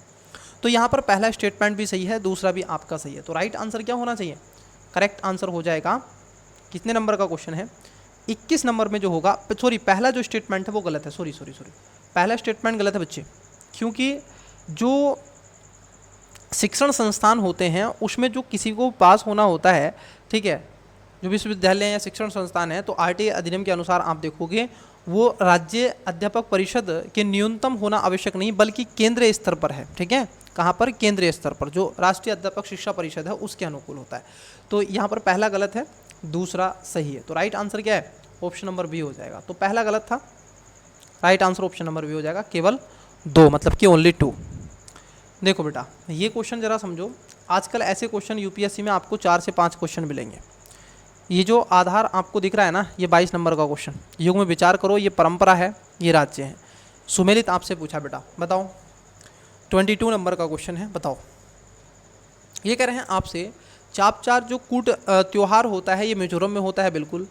उसके साथ साथ ये कह रहे हैं आपसे कि खोंग जाम परबा गाथा गीत मणिपुर का है।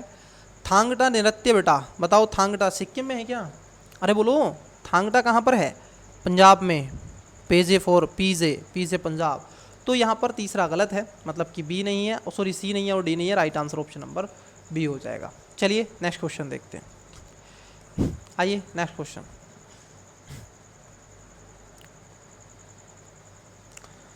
निम्नलिखित कथनों पर विचार करें। अब देखो ये पूछा गया है फूड एंड एग्रीकल्चर वाले सेक्टर से।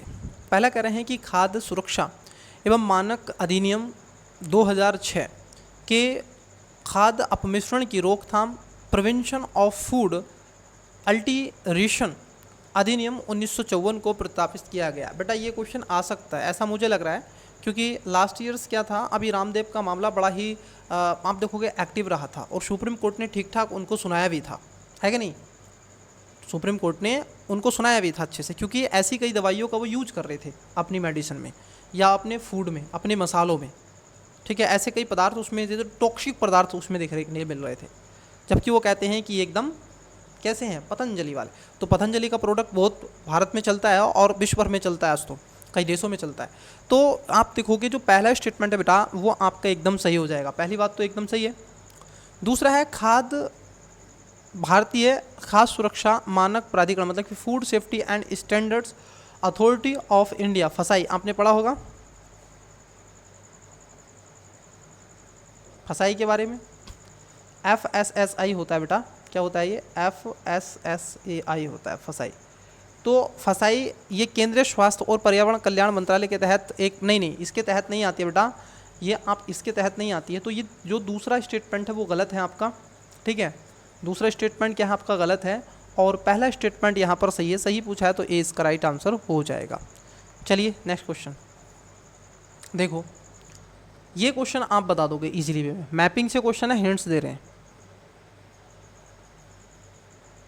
और ये लास्ट लगभग 2 इयर्स बहुत ज़्यादा न्यूज़ में भी रहा है। हिंट्स दे रहे हैं आपको, देखो आपको कमेंट्स करना है इसका 24 नंबर। कभी कभी समाचारों में उल्लेखित द 2 स्टेट सोल्यूशन, भारत का अपना ये रहता है, जैसे वसुदेव कुटुंबकम की बात करते हैं, इस्माइल बुद्धा की बात करते हैं, वैसे हम 2 स्टेट सोल्यूशन की भी बात करते हैं। तो ये जो 2 स्टेट सोल्यूशन है, हम कौन सी गतिविधियों को ध्यान में रख करके हम आते हैं, चीन, इजराइल, इराक, ईरान, आपको बताना है इसका राइट आंसर। बहुत ईजी है, क्योंकि मैंने भी इस पर कई वीडियो बना चुका हूँ, मैंने भी आपको कई बार इसके बारे में समझा दिया है, नहीं देखिए तो वीडियो देख लीजिएगा, ईजी है, ठीक है। चलिए, राष्ट्रीय खाद्य सुरक्षा अधिनियम 2023, नेशनल फूड एक्ट जो आपका है, ठीक है, नेशनल फूड सेफ्टी एक्ट 2013। अब बेटा इस पर जो क्वेश्चन है ये देखने के लिए आपको मिल रहा है, इसके अधीन बनाए गए उपबंधों के संदर्भ में आपसे पूछा गया, और बहुत अच्छा क्वेश्चन है। यूपीपीसीएस ने 2024 में इससे क्वेश्चन पूछा था, और यूपीएससी पूछते रहते हैं ये लोग। देखो ये ऐसा है ना, इसमें लगातार सरकार क्या करती रहती है, काम करते रहती है ना, तो ये सारी चीज़ें। देखो इसमें क्या कह रहे हैं, पहला स्टेटमेंट, केवल वे ही परिवार सहायता प्राप्त खाद्यान्न लेने की पात्रता रखते हैं जो गरीबी रेखा से नीचे बीपीएल श्रेणी में आते हैं। मैंने कहा ना बेटा, देखो एक्सट्रीम शब्द यूपीएससी खुद कहता है कि अगर जिसने ये चीज़ समझ ली, जिसने मेरे यूपीएससी खुद कहता है कि जिसने लास्ट 10 वर्ष के भी पीवाईक्यू अच्छे से सोल्व कर लिए और उस पैटर्न को समझ लिया, तो यूपीएससी के प्रीलिम्स में उसको कोई दिक्कत नहीं होगी, ठीक है। तो देखो केवल, यहाँ पर शब्द को देखो, केवल वही परिवार पात्र होते हैं जो कि गरीबी रेखा मतलब कि बीपीएल श्रेणी में आते हैं, ऐसा तो नहीं है। इसमें बेटा बीपीएल को भी दिया जाता है और इसमें एपीएल को भी दिया जाता है। ये जो बैक पॉवर्टी लाइन है, लेकिन अपर पॉवर्टी लाइन को भी दिया जाता है, ठीक है। तो यहाँ पर पहला तो हो गया गलत। दूसरे में कह रहे हैं कि परिवार में 18 वर्ष या उससे अधिक उम्र की सबसे अधिक उम्र वाली महिला ही राशन कार्ड निर्गमन के लिए प्रयोजन से परिवार का मुखिया होगी। बिल्कुल, यहाँ पर महिलाओं को टारगेट किया इस सरकार ने, कहा कि हम महिलाओं को ध्यान में रख करके इसको रखेंगे। पहले कोई भी लेकर के आता था, लेकिन अब महिला के नाम इसमें अनिवार्य कर दिया गया, वही केवल महिला ही इससे ले सकेगी, ठीक है। तो यहाँ पर दूसरा स्टेटमेंट एकदम सही है। गर्भवती महिलाएं एवं दुग्ध पिलाने वाली माताएं गर्भ अवस्था के दौरान और उसके 6 महीने के बाद प्रतिदिन 1600 कैलोरी वाला राशन घर ले आने के लिए हकदार है। बेटा ये जो है आपका गर्भधार जो महिला होती हैं, इनको लेकर के मात्र ऐसी कुछ सुरक्षा जैसे बंधना योजना, कई ऐसी स्कीम है जो वुमेन को टारगेट करते हुए, ख़ासतौर पर ऐसे जो प्रेग्नेंट वुमेन होती हैं, दूध पान कराने वाली माताएं होती हैं, तो इनको इसके तहत नहीं, वो अलग से, ठीक है, आता है, अलग से वो स्कीम है, ठीक है, जो आंगनबाड़ी के तहत। तो यहाँ पर आपने देखा होगा, तो इसका करेक्ट आंसर क्या होगा, तीसरा भी गलत है और पहला भी गलत है, केवल 2 सही है इसमें। तो ये भी आंसर नहीं है, ये भी नहीं है और ये भी नहीं है। तो राइट आंसर क्या है, बी, क्योंकि आपका 1 सही नहीं है और 3 सही नहीं है। चलिए नेक्स्ट क्वेश्चन देखिए, क्वेश्चन आपकी स्क्रीन पर है, देखते हैं कितने बच्चे इसका राइट आंसर देंगे। क्वेश्चन कौन सा है, ईजी है बेटा, और मैं चाहता हूँ आप दें, एकदम दें, ईजी सा क्वेश्चन है। हाल ही में माल के भौगोलिक संकेतक रजिस्ट्रेशन और संरक्षण अधिनियम 1999 को निम्नलिखित में से किससे संबंधित दायित्वों के अनुपालन के लिए किया गया, मतलब कि क्यों इसको लागू किया गया है। भौगोलिक आपने देखा होगा, जीआई टैग पढ़े हैं कि नहीं, ज्योग्राफिकल इंडिकेटर के बारे में पढ़े हैं, जीआई टैग के बारे में, तो उसी पर क्वेश्चन आपसे पूछा जा रहा है। बताओ बेटा किससे रिलेटेड है। तो ये आप देखोगे किससे दायित्वों को रिलेटेड करता है, ये WTO की बात करता है, ठीक है, वर्ल्ड ट्रेड ऑर्गेनाइजेशन। अभी लास्ट ईयर्स इसकी 2023-24 में एक सम्मेलन हुआ था, क्योंकि हर वर्ष 2 वर्ष में होता है। तो कहाँ पर हुआ था, किस देश में, UAE अबू धाबी में हुआ था आई थिंक, हाँ अबू धाबी में। उसमें कोई ऐसा निर्णय नहीं निकल के आया, कोई क्लैरिफाई, कोई क्लीन चिट नहीं मिली, कोई विदाउट डिबेट ऐसी इकट्ठा हुए आए फिर चले गए, कोई सोल्यूशन, कोई समाधान, कोई यूनिटिव नहीं। नेक्स्ट क्वेश्चन देखो 27 नंबर, निम्नलिखित कथनों पर विचार करो और यहाँ पर पूछा गया उपयुक्त में से कौन सा ये से सही है। देखो बेटा यहाँ पर ये कह रहे हैं जैसे आयस कोयला वगैरह पूछा गया है, लोहा, तो भारत सरकार ने एक स्कीम चला के रखी है ना, इसको लेकर के। कैसे, जो आपके मिनरल्स हैं, भारत सरकार की एक स्कीम है मिनरल्स को लेकर के, एक बार उसको देखिएगा, उसमें 16 ऐसे मिनरल्स रखे गए हैं, ठीक है, 16 मिनरल्स बेटा। तो उसको देखिएगा, भारत सरकार की ये स्कीम है, पॉलिसी है, तो उसी के ऊपर ऐसा टाइप का क्वेश्चन है। कल पूछ लेगा आपसे, तो फिर कौन सा शामिल नहीं है उसमें, तो फिर क्या करोगे, इसलिए एक बार उसको देख लेना, ठीक है। मैं इसलिए कहता हूँ पेन पेंसिल लेकर के बैठे तो नोट डाउन भी करते रहें, कुछ चीज़ें आप सर्च कर लें। इस समय वो चीज़ें मैं बता रहा हूँ जो UPSC पूछ रहा है आपसे। भारत में राज्य सरकारों को गैर कोयला खदानों की नीलामी करने का अधिकार नहीं है, मतलब कि किसको नहीं है अधिकार, जो आप देखोगे राज्य सरकारों को। बिल्कुल सही बात है, कोयला वाला है तो आप कर सकते हैं, लेकिन गैर कोयला जो आपकी खदानें उनका नहीं कर सकते, बात एकदम बिल्कुल सही है। आंध्र प्रदेश एवं झारखंड में सोने की खदानें नहीं है। देखो बेटा झारखंड की अगर हम बात कर लें, थोड़ा सा सटा हुआ है, लेकिन हाँ इसमें सोने की खदानें आपको नहीं मिलती, यहाँ पर कोयला आपको मिल जाएगा, ठीक है, गैस मिल जाएगा, पेट्रोल मिल जाएगा, सोना आपको यहाँ पर नहीं मिलता है। लेकिन लास्ट ईयर्स 2000, अगर मुझे को याद आ रहा है, 2019 और 20 में उत्तर प्रदेश का एक ज़िला है सोनभद्र, वो बिल्कुल झारखंड के नीचे ही जाकर है, वहाँ पर कुछ टन मात्रा में आपको गोल्ड देखने के लिए मिला था, ठीक है, सोनभद्र में। तो बेटा यहाँ पर जो हो जाएगा ये सही है। राजस्थान में लोहा अयस्क की खदानें हैं। देखो राजस्थान में आपको लोहा अयस्क की खदानें बहुत rare of the rare cases मिलेंगी, पहली बात तो मिलती नहीं है, ठीक है। यहाँ पर बॉक्साइट आपको मिलता है, राजस्थान में क्या मिलता है, बॉक्साइट आपको देखने के लिए मिलता है। तो तीसरा गलत है, तो आंसर सी नहीं होगा और आंसर डी नहीं होगा, लेकिन पहला दूसरा सही है, तो ए इसका राइट आंसर हो जाएगा। तो बेटा इस तरीके से आपसे क्वेश्चन पूछे जा रहे हैं, आपको अब थोड़ा बहुत समझ में आ भी रहा होगा कि सर हम कहाँ पर हैं, हम UPSC के पेपर देने के लिए अपने आप में तैयार हैं भी या नहीं, है कि नहीं। चलो बताओ फिर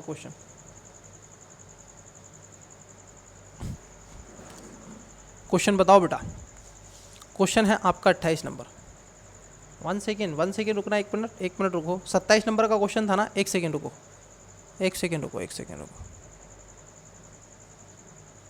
सॉरी, यहाँ पर बच्चे मिस्टेक हुई है, एक मिस्टेक ये हुई है, जो राजस्थान है प्यारा राजस्थान, इसमें लोहे की अयस्क की खदानें भी हैं और बॉक्साइट दोनों हैं,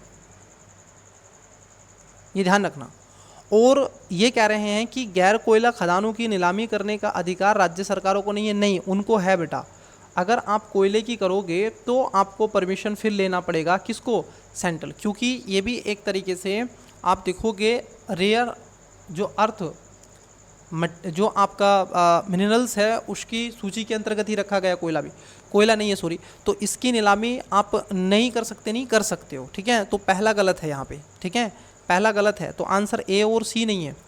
दूसरा, आंध्र प्रदेश में सोने की, देखो बेटा जो ये झारखंड है इसमें सोने की खदानें हैं, आंध्र प्रदेश में गैस वगैरह थोड़ा ज़्यादा है, लेकिन झारखंड में सोना आपको मिल जाता है, तो ये गलत है।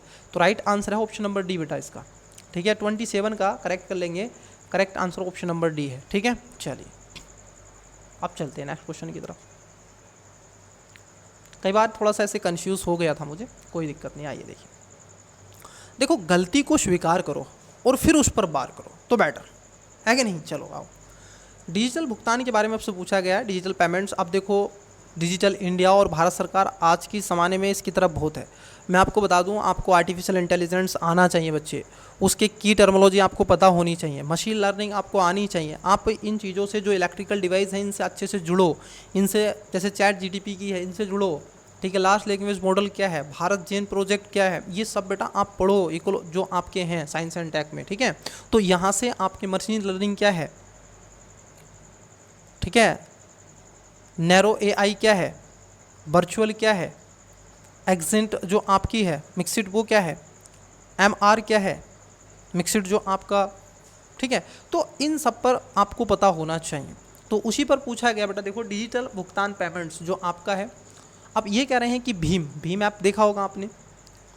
भीम ऐप उपयोग करने वाले के लिए यह ऐप यूपीआई बिल्कुल यूनिफाइड जो आपका इंटरफेस है, सक्षम बैंक खाते के किसी धन को हस्तांतरण करना संभव बनाता है। बिल्कुल, अगर आप यूपीआई हो, भीम हो, फ़ोन पे हो, गूगल पे हो, पेटीएम पे हो, तो आप कर सकते हैं। बिल्कुल ये बात सही है, इसमें इसको काम करता है। जहां एक चिप पिन डेबिट कार्ड में प्रमाणीकरण के 4 घटक होते हैं, भीम ऐप में प्रमाणीकरण के 2 घटक होते हैं। बेटा 2 नहीं होते हैं, ठीक है। यहाँ पर आपको 4 ही मिलते हैं, मैं कहूँगा 3 तो आपको मिलते हैं। एक तो फ़ोन नंबर चाहिए, एक उसके साथ साथ आपका फ़ोन नंबर के साथ एक पिन चाहिए जो आपका पिन बनता है, और ख़ास तौर पर एक आपका पास चाहिए जो आपका, एक तो फ़ोन नंबर चाहिए, ये चाहिए, और उस पर जो OTP वो भी आता है। और ख़ास तौर पर इसमें भी आप देखोगे 4 घटक होते हैं, तो 2 नहीं होते हैं, ठीक है। तो यहाँ पर दूसरा जो स्टेटमेंट है वो गलत है, और पहला इसमें सही हो जाएगा, तो ए इसका राइट आंसर हो जाएगा। UPI 2.0 भी लेकर के आई, ठीक है। भारत बिल पेमेंट्स क्या है, तो ऐसी चीज़ें लगातार भारत सरकार ला रही है, तो इनको ध्यान में रखें। और अभी UPI का क्या हुआ है बेटा, UPI को अभी अंतर्राष्ट्रीय स्तर पर भारत सरकार बहुत बढ़ावा दे रही है। जैसे UAE में, इंडोनेशिया, UAE है, और उसके साथ साथ मॉरिशस है, कई ऐसे देश हैं, लगभग 4 से 5 कंट्री हैं जिस पर UPI को लागू किया गया है कि जो हमारे, ठीक है, देश के नागरिक हैं, जो बाहर हैं, जो वर्कर हैं, जो हमारा डायस्पोरा है वो विभिन्न विभिन्न देशों में, तो हम वहाँ से उनको ये सुविधा दे सकें। निम्नलिखित में से कौन सा शहर दिल्ली के सबसे समीप देशांतर पर स्थित है, ये मैपिंग से क्वेश्चन है, और मैपिंग का बहुत बारीक क्वेश्चन है ये, ठीक है, बहुत बारीक क्वेश्चन है। तो बेटा इसमें जो है आप देखोगे सबसे ज़्यादा नज़दीक जो है आपका 87 कुछ पर है, ये 87 डिग्री कुछ मिनट पर बेंगलुरु है, बाकी ये सब दूर दूर है, ठीक है। जो आपका उड़ीसा की कैपिटल है, ठीक है, कर्नाटक की कैपिटल है बेंगलुरु, उड़ीसा की भुवनेश्वर है, तो इसका राइट आंसर ए हो जाएगा, ठीक है। चलिए, अच्छा मालूम भी है ये जो बोला है यहाँ पर देशांतर और अक्षांतर, पता है आपको? कई बच्चों को नहीं पता होता है, मैंने देखा है, मेरे खुद अनुभव है ये सब चीज़ का, बता देता हूँ। ये जो बेटा इस पे जो लाइनें खींची गई हैं, ये कौन सी हैं? ये इनको कहा जाता है अक्षांश। क्या कहा जाता है इनको? अक्षांश कहा जाता है।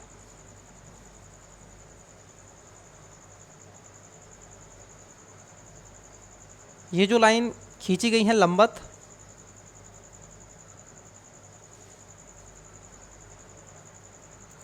ये जो लंबवत लाइन है इसको देशांतर कहा जाता है। नहीं पता होता बच्चे, एक को लॉन्गिट्यूड कहते हैं, एक को लैटिट्यूड कहते हैं, ठीक है, ये ध्यान में रखना। तो ऑप्शन नंबर क्या हो जाएगा आपका? ए राइट आंसर हो जाएगा। आइए नेक्स्ट क्वेश्चन की तरफ बढ़ते हैं। ये क्वेश्चन भी आपका बेसिकली है, अगर आपने पढ़ा होगा तो सही से। अंतर्राष्ट्रीय श्रम संगठन के 138 और 182 अभिसमय किससे संबंधित है? बहुत ही ईजी सा क्वेश्चन है, बहुत ईजी है बेटा। किससे संबंधित है बताओ? खाद्य कीमतों की सुरक्षा से संबंधित होगा क्या? नहीं। कार्यस्थल पर लिंग समानता, हाँ थोड़ा जा सकते हो। कृषि के तरीकों, वैश्विक जलवायु परिवर्तन, ये तो बकवास कर रहा है। ये श्रम संगठन की बात हो रहा है बेटा, ना कि जलवायु की बात करता है, ना कि फूड की बात करेगा।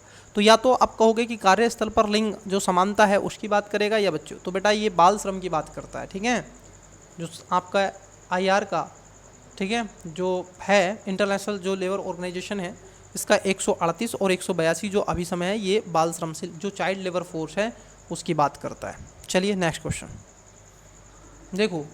क्वेश्चन आपकी स्क्रीन पर है और बड़ा ही बेहतरीन और अच्छा क्वेश्चन आपसे पूछा गया है। क्वेश्चन क्या है? धन विधेयक के संदर्भ में निम्नलिखित कथनों पर विचार करें और कौन सा सही नहीं है। अब बताओ मुझे, मैंने इतने क्वेश्चन आपके साथ में धन विधेयक पर डिटेल में चर्चा की है, बताओ कितने क्वेश्चन किए हैं। मुझे लगता है कि मैंने पॉलिटी पे लगभग आपसे 2 से 3 हज़ार क्वेश्चन डिस्कस कर लिए होंगे, है ना। कई टेस्ट बच्चे, कई टेस्ट मैंने करवाए आपको, एक नहीं कई टेस्ट मैंने आपको करवाए, कई टेस्ट मैंने आपको करवाए हैं। बताओ क्वेश्चन पढ़ के।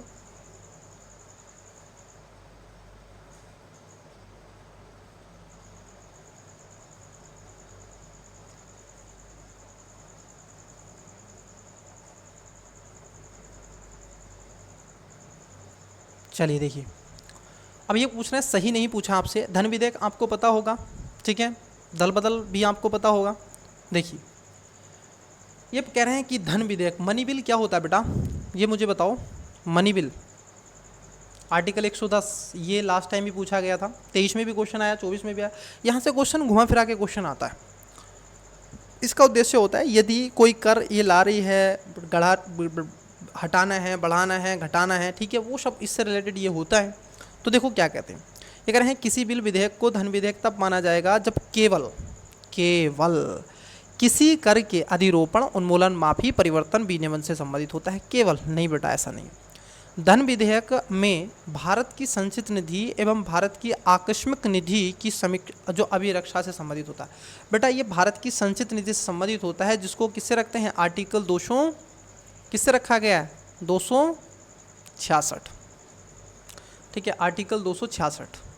तो यहाँ पर जो हो जाएगा, ये सेकेंड वाला भी आपका, सॉरी मैं ही कंफ्यूज हो गया क्वेश्चन में, मैं ही कंफ्यूज हो गया, कोई नहीं, मैं कंफ्यूज हूँ, कोई नहीं। देखो ये कह रहे हैं सही नहीं पूछा आपसे, तो ये तो सही है कि इसमें केवल उन बातों को ध्यान में रखा जाता है जो किसी कर को अधिरोपण कर रहे हैं, उन्मूलन कर रहे हैं, माफ़ी कर रहे हैं, परिवर्तन कर रहे हैं, विनियमन कर रहे हैं, प्रबंधन, तो ये तो सही है, ये तो बिल्कुल सही है। दूसरे में कह रहे हैं कि धन विधेयक को भारत की संचित निधि और भारत की आकस्मिक निधि की अभिरक्षा के लिए बंद होता है ताकि यहाँ से वो पैसा निकाल सके, ये भी बात सही है। तीसरी में कह रहे हैं आपसे कि धन विधेयक भारत की आकस्मिक निधि से धन के विनियोजन से संबंधित होता है, मतलब कि मनी से निकालने से नहीं, ये जो निकालता है बेटा, ये पब्लिक जो अकाउंट होता है उससे निकाल सकता है, और जो भारत का कंजेंटेड जो फंड होता है, संचित निधि जो हम इसको कहते हैं, जो आपकी संचित निधि है, आर्टिकल मैंने आपको अभी बताया, आर्टिकल 226 इसके तहत जो आता है वो तो आकस्मिक निधि नहीं है, भारत की संचित निधि है। इसकी अभी रक्षा जरूर करता है, ठीक है, लेकिन इससे विनियोजन नहीं करता है। ये तो सी इसमें गलत हो जाएगा। डी सही है कि धन विधेयक भारत सरकार द्वारा धन के उधार लेने या कोई प्रतिभूति देने के लिए विनियमन से संबंधित होता है, बिल्कुल ये बात सही है। तो राइट आंसर हो जाएगा ऑप्शन नंबर सी। चलिए नेक्स्ट क्वेश्चन। आप कहोगे सर बड़ा होच पोच कर देते हो आप, कोई बात नहीं है, हम क्लीन भी कर देते हैं आपके लिए। लो बताओ क्वेश्चन नंबर 32, भारत के राष्ट्रपति के निर्वाचन से संदर्भ में कथनों पर विचार करें। देखो बेटा यहाँ से क्वेश्चन बन रहे, लगातार क्वेश्चन बन रहे, 23 में क्वेश्चन बना, 24 में क्वेश्चन बना, यहाँ से क्वेश्चन बनता है।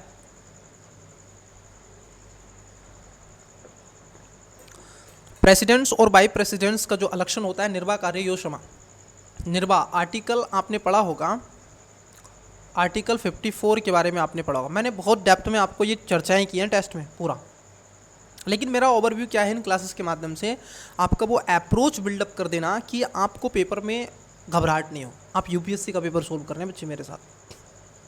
देखो राष्ट्रपति का निर्वाचन में क्या होता है, राष्ट्रपति के निर्वाचन में सभी जो 54 है वो कहता है कि राष्ट्रपति का निर्वाचन होगा और इसमें सारे के सारे इलेक्टेड मेंबर पार्टिसिपेट करते हैं, वो लोकसभा, राज्यसभा, संसद के दोनों सदनों के और केंद्र शासित प्रदेश और राज्यों की विधानसभाओं के, ठीक है। विधान परिषद का सदस्य नहीं होता है और इसमें नॉमिनेट मेंबर पार्टिसिपेट नहीं करते हैं, हम इसमें वोट नहीं करते हैं, बल्कि हमारे द्वारा चुने गए जो सांसद है वो वोट करते हैं, ठीक है। तो पहला स्टेटमेंट क्या है, ये कह रहे हैं आपसे प्रत्येक एमएलए के वोट का मूल्य अलग अलग राज्य में अलग अलग होता है।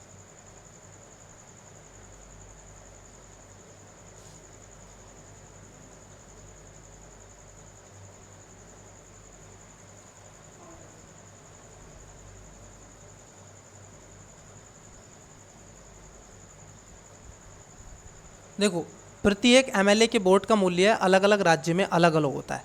ज़रा समझो, जो एमएलए होते हैं इनका बोर्ड जो होता है बेटा, ये बात एकदम सही है कि उनका अलग अलग होता है, क्योंकि वो जनसंख्या के उस पर डिवाइड करता है ना। आपने देखा होगा एमएलए के बोर्ड का मूल्य निर्वाचित जनसंख्या वहाँ पे और उस राज्य की जनसंख्या और वहाँ पर जो निर्वाचित सांसद मतलब कि एमएलए होते हैं उनसे उसको डिवाइड करके और मल्टीप्लिकेशन डिवाइड करके फिर उसके मल्टीप्लिकेशन किससे करते हैं, 100 से 1000 से। दूसरा है कि लोकसभा के सदस्यों के वोट का मूल्य राज्यसभा के सदस्यों के वोट के मूल्य से अधिक होता है। नहीं बेटा, ये कदापि सही नहीं है, यहाँ पर ये गलत है। यहाँ पर लोकसभा और राज्यसभा के जो मेंबर होते हैं इनका वोट का मूल्य एकदम समान होता है। तो कहने का तात्पर्य यह है, सेकेंड स्टेटमेंट गलत हो जाएगा, पहला इसमें सही हो जाएगा। तो right answer option number A. चलिए नेक्स्ट क्वेश्चन देखते हैं। आपकी स्क्रीन पर है क्वेश्चन। भारत के संदर्भ में अंतर्राष्ट्रीय परमाणु ऊर्जा एजेंसी, जिसको IAEA के अतिरिक्त नया 4 मतलब कि एडिशनल प्रोटोकॉल का अनुसमर्थन करने का निहितार्थ क्या है? ये थोड़ा सा अच्छा क्वेश्चन है। और देखो, मैंने आपको अभी एक और क्वेश्चन इसी में दिखाया था जो परमाणु पर था, है ना, न्यूक्लियर जो सप्लाई ग्रुप पर था, है कि नहीं? तो ऐसे ही इस पर आ गया IAEA, ठीक है, अंतर्राष्ट्रीय परमाणु ऊर्जा एजेंसी, और उसके एडिशनल प्रोटोकॉल का अनुसमर्थन का निहितार्थ क्या है अगर उसका आप समर्थन नहीं कर रहे हैं? तो ये होता है एसेनिक परमाणु रिएक्टर, जिसको AIA के रक्षो उपायों के अधीन आ जाते हैं। तो यहाँ पर ए इसका क्या हो जाएगा, करेक्ट आंसर हो जाएगा। बहुत इजी था ये, इसमें कुछ था नहीं, लेकिन ये करंट अफेयर से क्वेश्चन था। क्वेश्चन है 34 नंबर, आइए देखिए क्या है। निम्नलिखित देशों पर विचार करें। पूछा गया है उपयुक्त में से कौन सा आसियान की स्थापना 1967 में की गई थी, और इसमें ये जो देश हैं सब ये रखे गए हैं जोन से साउथ ईस्ट एशिया वाले जो क्षेत्र में है, जिसमें कंबोडिया, ठीक है, थाईलैंड, बर्मा, ठीक है, और लाओस, वियतनाम, मलेशिया, इंडोनेशिया, ये सभी इसके अंतर्गत रखे गए हैं। तो ये कुछ ऐसे 10 इसमें कंट्री हैं, और इनके साथ साथ कुछ इसमें ऐसे परिप्रेक्ष्य वाले भी हैं जो बाहरी देश भी हैं, ठीक है, भारत भी है इसमें, लेकिन इसका सदस्य नहीं है, ठीक है, और व्यापार, मुक्त व्यापार में भागीदारी से हैं। तो ये यहाँ पर पूछा है फ्री ट्रेड जो है उसमें कौन कौन पार्टिसिपेट करता है। तो बड़ा अच्छा क्वेश्चन है, यहाँ से बच्चे आप एलिमेंट मेथड्स के माध्यम से इसमें क्या कर सकते हैं, आंसर निकाल सकते हैं। चलिए देखिए पहला स्टेटमेंट देखिए, आइए निकालते हैं, देखो ठीक है। देखिए ये कह रहे हैं ऑस्ट्रेलिया, क्या ऑस्ट्रेलिया है? बिल्कुल ऑस्ट्रेलिया इसके नज़दीक है। जरा थोड़ा सा माइंड से सोचो तो अच्छा होगा। कनाडा, आपको लगता है कनाडा कहाँ पर कंट्री बसता है और कहाँ पर ये देश बसते हैं? होगा क्या? नहीं होगा। अच्छा चाइना होगा, चाइना पास में ही तो होना चाहिए। भारत होगा, हाँ भारत होना चाहिए। जापान होगा, बिल्कुल। क्या यूएसए? नहीं, यूएसए नहीं। तो देखो कनाडा नहीं है, यूएसए नहीं है, बाकी का ऑस्ट्रेलिया, चीन, भारत, जापान, ये तो बिल्कुल है क्योंकि इसके ये पड़ोसी देश हैं। तो यहाँ पर क्या हो जाएगा, क्वेश्चन नंबर आपका है 34, और 34 का जो करेक्ट आंसर होगा बच्चे, ऑप्शन नंबर आप देखोगे सी इसका राइट आंसर हो जाएगा। 1 3 4 5 क्या हो जाएगा, 1 3 4 5 इसका करेक्ट आंसर हो जाएगा। चलिए नेक्स्ट क्वेश्चन की तरफ बढ़ते हैं। देखिए क्वेश्चन है आपका, जलवायु अनुकूलन कृषि के लिए वैश्विक सहसंबंध मतलब कि global alliance for climate smart agriculture, जिसको बोलते हैं CACSA के संदर्भ में निम्नलिखित कथनों पर कौन सा कथन सही है, ये पूछा आपसे गया है। अब ये थोड़ा सा डिफ़िकल्ट और टफ क्वेश्चनों में आप इसको रख सकते हैं, बट फिर भी हम आपसे डिस्कस करेंगे। ये थोड़ा सा ऐसा क्वेश्चन होता है। CACSA 2005 में पेरिस में हुए जलवायु शिखर सम्मेलन का एक परिणाम था। क्या ऐसा है ये? क्या ऐसा है?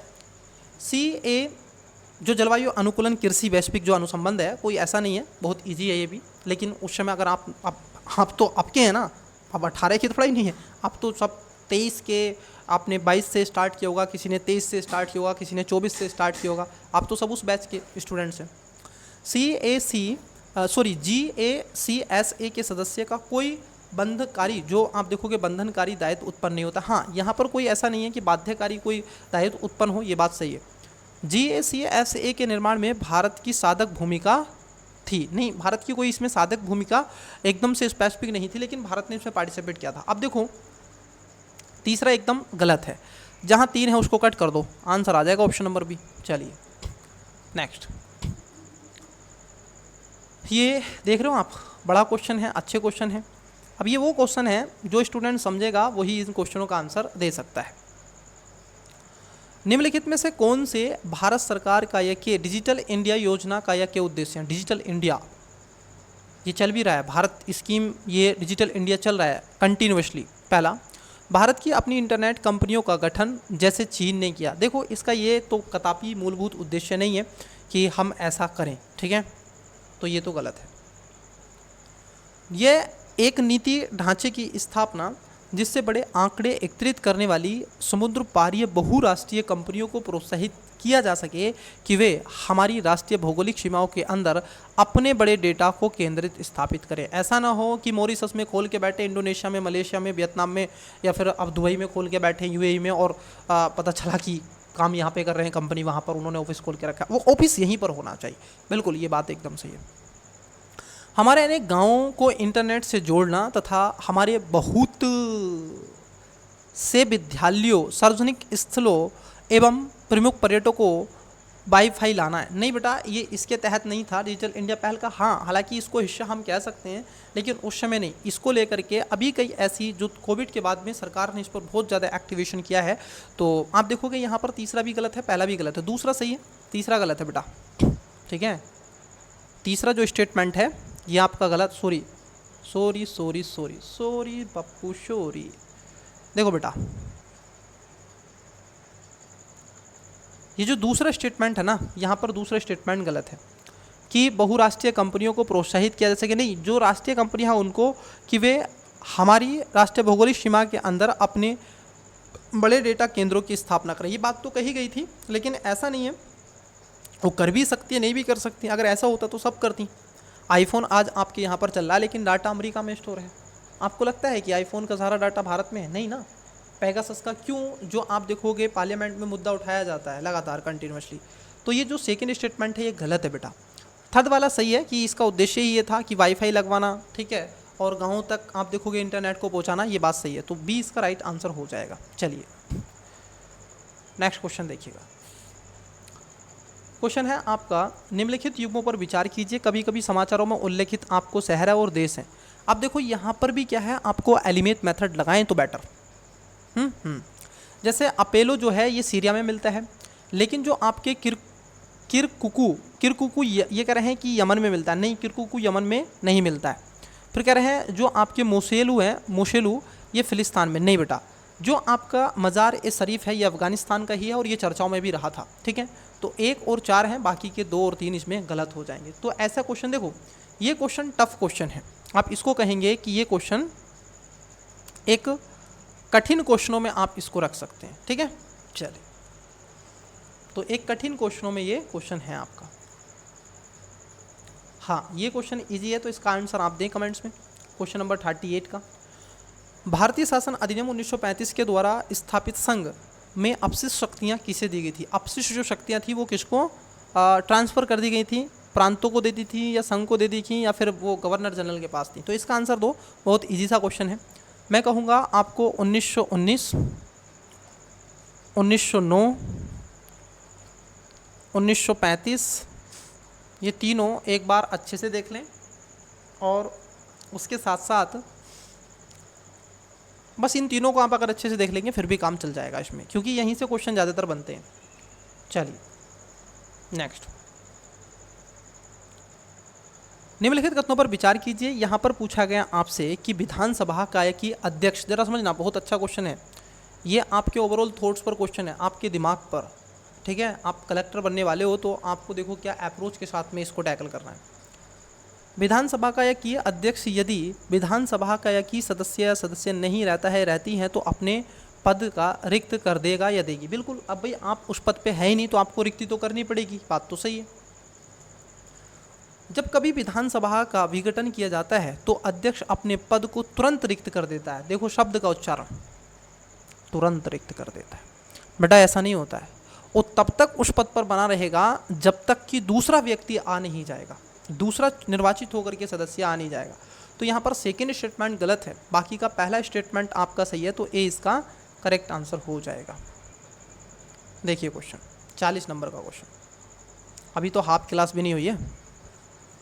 मुझे पूरा इस क्लासेस में कवर करना है बेटा। ये विधि और स्वाधीनता के बीच संबंध। विधि आप जानते हैं लो, स्वाधीनता मतलब कि आपके अधीन होना चाहिए, ऐसा ना हो कि आप अपने डिसीजन ले सको। स्वाधीनता के बीच सबसे उपयुक्त संबंधों को निम्नलिखित में से कौन प्रतिबिंबित करता है, ये बताना है कि दोनों के बीच में जो रिलेशन है उसको कौन बताता है। यदि विधियाँ अधिक होती तो स्वाधीनता कम होती, नहीं वो भी अधिक हो जाती, ये तो एक दूसरे का अपोजिट लेके। यदि विधियाँ नहीं होती तो स्वाधीनता भी नहीं होती, बिल्कुल सही बात है। आपकी स्वाधीनता क्या करेगी जब विधि नहीं होगी तो, और यदि विधि है तो स्वाधीनता, तो दोनों ये एक तरीके से आप देखोगे सहकारिता में काम करती हैं, है कि नहीं। तो यहाँ पर 20 का करेक्ट आंसर हो जाएगा। यदि स्वाधीनता है तो विधि निर्माण जनता नहीं करना होता है। विधि निर्माण जनता थोड़ा ही नहीं करती है, जनता के द्वारा जो भेजे गए शासक होते हैं, जो आपके एमएलए होते हैं, एमपी होते हैं, वो करते हैं। विधायक जिसको हम कहते हैं, सांसद महोदय। यदि विधि परिवर्तन बार बार होता है तो वह स्वाधीनता के लिए खतरा है, ऐसा नहीं है खतरा है। हाँ, अगर बहुत ही ज़्यादा डेप्थ में आप कर रहे हैं कि संविधान का उल्लंघन कर ले, उसके बेसिक मूलभूत तत्व को ही भूल गए, तो उल्लंघन का हो सकता है, लेकिन सामान्यतः नहीं होता है। तो यहाँ पर इसमें जो बैटर है वो 20 का राइट आंसर हो जाएगा। चलिए देखिए, राज्यपाल पर अभी सुना दिया है केस सुप्रीम कोर्ट ने, मैंने टेस्ट में भी डिस्कस किया था, ठीक है। सुप्रीम कोर्ट ने दे दिए है इनको, बता दिया इनके बारे में कुछ। ये कह रहे हैं कि निम्नलिखित कथनों पर विचार करें और उपयुक्त कथनों में से कौन सा ये से सही है। पहला, कि किसी राज्य के राज्यपाल के विरुद्ध उसकी पदावधि के दौरान किसी न्यायालय में कोई दंडिक कार्रवाई और आप देखोगे संस्थित नहीं की जाएगी। हाँ, यदि कोई भी आप व्यक्ति है, सांसद है, ठीक है, कोई मान लीजिए राज्यपाल के पद पर है या राष्ट्रपति के पद पर है, तो ऐसा कोई भी कार्रवाई नहीं की जाएगी, बात एकदम सही है। दूसरा है कि किसी राज्य के राज्यपाल की परिलब्धियां और भत्ते उसकी पदावधि के दौरान कम नहीं किए जाएंगे। जी हाँ, ये भी कम नहीं किए जाएंगे, तो दोनों बातें सही हैं। ये सिंपल था, इसमें कुछ है ही नहीं ऐसा समझाने का। जो अभी नया डिसीजन आया है, नोट डाउन कर लो बेटा, ये होमवर्क है, एक बार उसको पढ़ लो। किसका? सुप्रीम कोर्ट का राज्यपाल को लेकर जो डिसीजन आया है, एक बार उसको पढ़ लीजिएगा, ठीक है। तो सी इसका राइट आंसर हो जाएगा। मैंने उसको बता भी दिया आपको।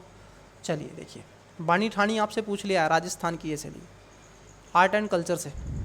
सुप्रसिद्ध चित्र वाणी ठाणी किस शैली से संबंधित है? बहुत ही अच्छा है, बूंदी शैली आपने पढ़ी होगी ये, तो इससे ही रिलेटेड खास तौर पर रखा जाता है। क्या है कि इससे बूंदी शैली से जयपुर शैली, कांगड़ा शैली, ये किशनगढ़ शैली है बेटा।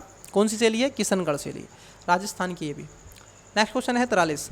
तो आर्ट एंड कल्चर को एक बार देखिएगा, और यहाँ पर आर्ट एंड कल्चर से जो क्वेश्चन बनने के चांसेस हैं, जहाँ तक मुझे वाइब आ रही है ऐसा क्वेश्चन में से, तो वो आपकी शास्त्रीय जो लैंग्वेज है, ठीक है, वहाँ से आ रही है, ठीक है, वहाँ से क्वेश्चन बन सकता है। कभी कभी समाचार में उल्लेखित terminal high altitude area defence मतलब कि THAAD क्या है? अब बताओ ये क्या है? ये बहुत चर्चाओं में रहा था और ऐसा ही आपसे पूछा जाएगा। तो ये अमेरिका का मिसाइल प्रतिरोधी जो प्रणाली है, ये टर्मिनल जो आपका हाई अल्टीट्यूड एरिया डिफेंस है, ठीक है, ये अमेरिका का है। कई बार चाइना का ठोक देते हैं बच्चे इसको, है ना, तो थोड़ा सा संभल के इस पे। नेक्स्ट, भारत के सांस्कृतिक इतिहास के संदर्भ में निम्नलिखित तथ्यों पर विचार करें। आर्ट एंड कल्चर से क्वेश्चन पूछा है बेटा, और आजकल इसका बर्डन बढ़ रहा है। देखो, मेडिवल हिस्ट्री से भी अगर क्वेश्चन आ रहा है ना, तो वह क्वेश्चन भी आर्ट एंड कल्चर से ही आ रहा है, और एंसेंट हिस्ट्री से क्वेश्चन आ रहा है तो वह क्वेश्चन भी आर्ट एंड कल्चर से आ रहा है। मेडाइवल हिस्ट्री से आ रहा है तो वो मूवमेंट से क्वेश्चन आ रहा है, ठीक है। जैसे भारत शासन 1919 आपसे पूछा है, 1935, 1909, ठीक है, ऐसे उससे क्वेश्चन आ रहे हैं।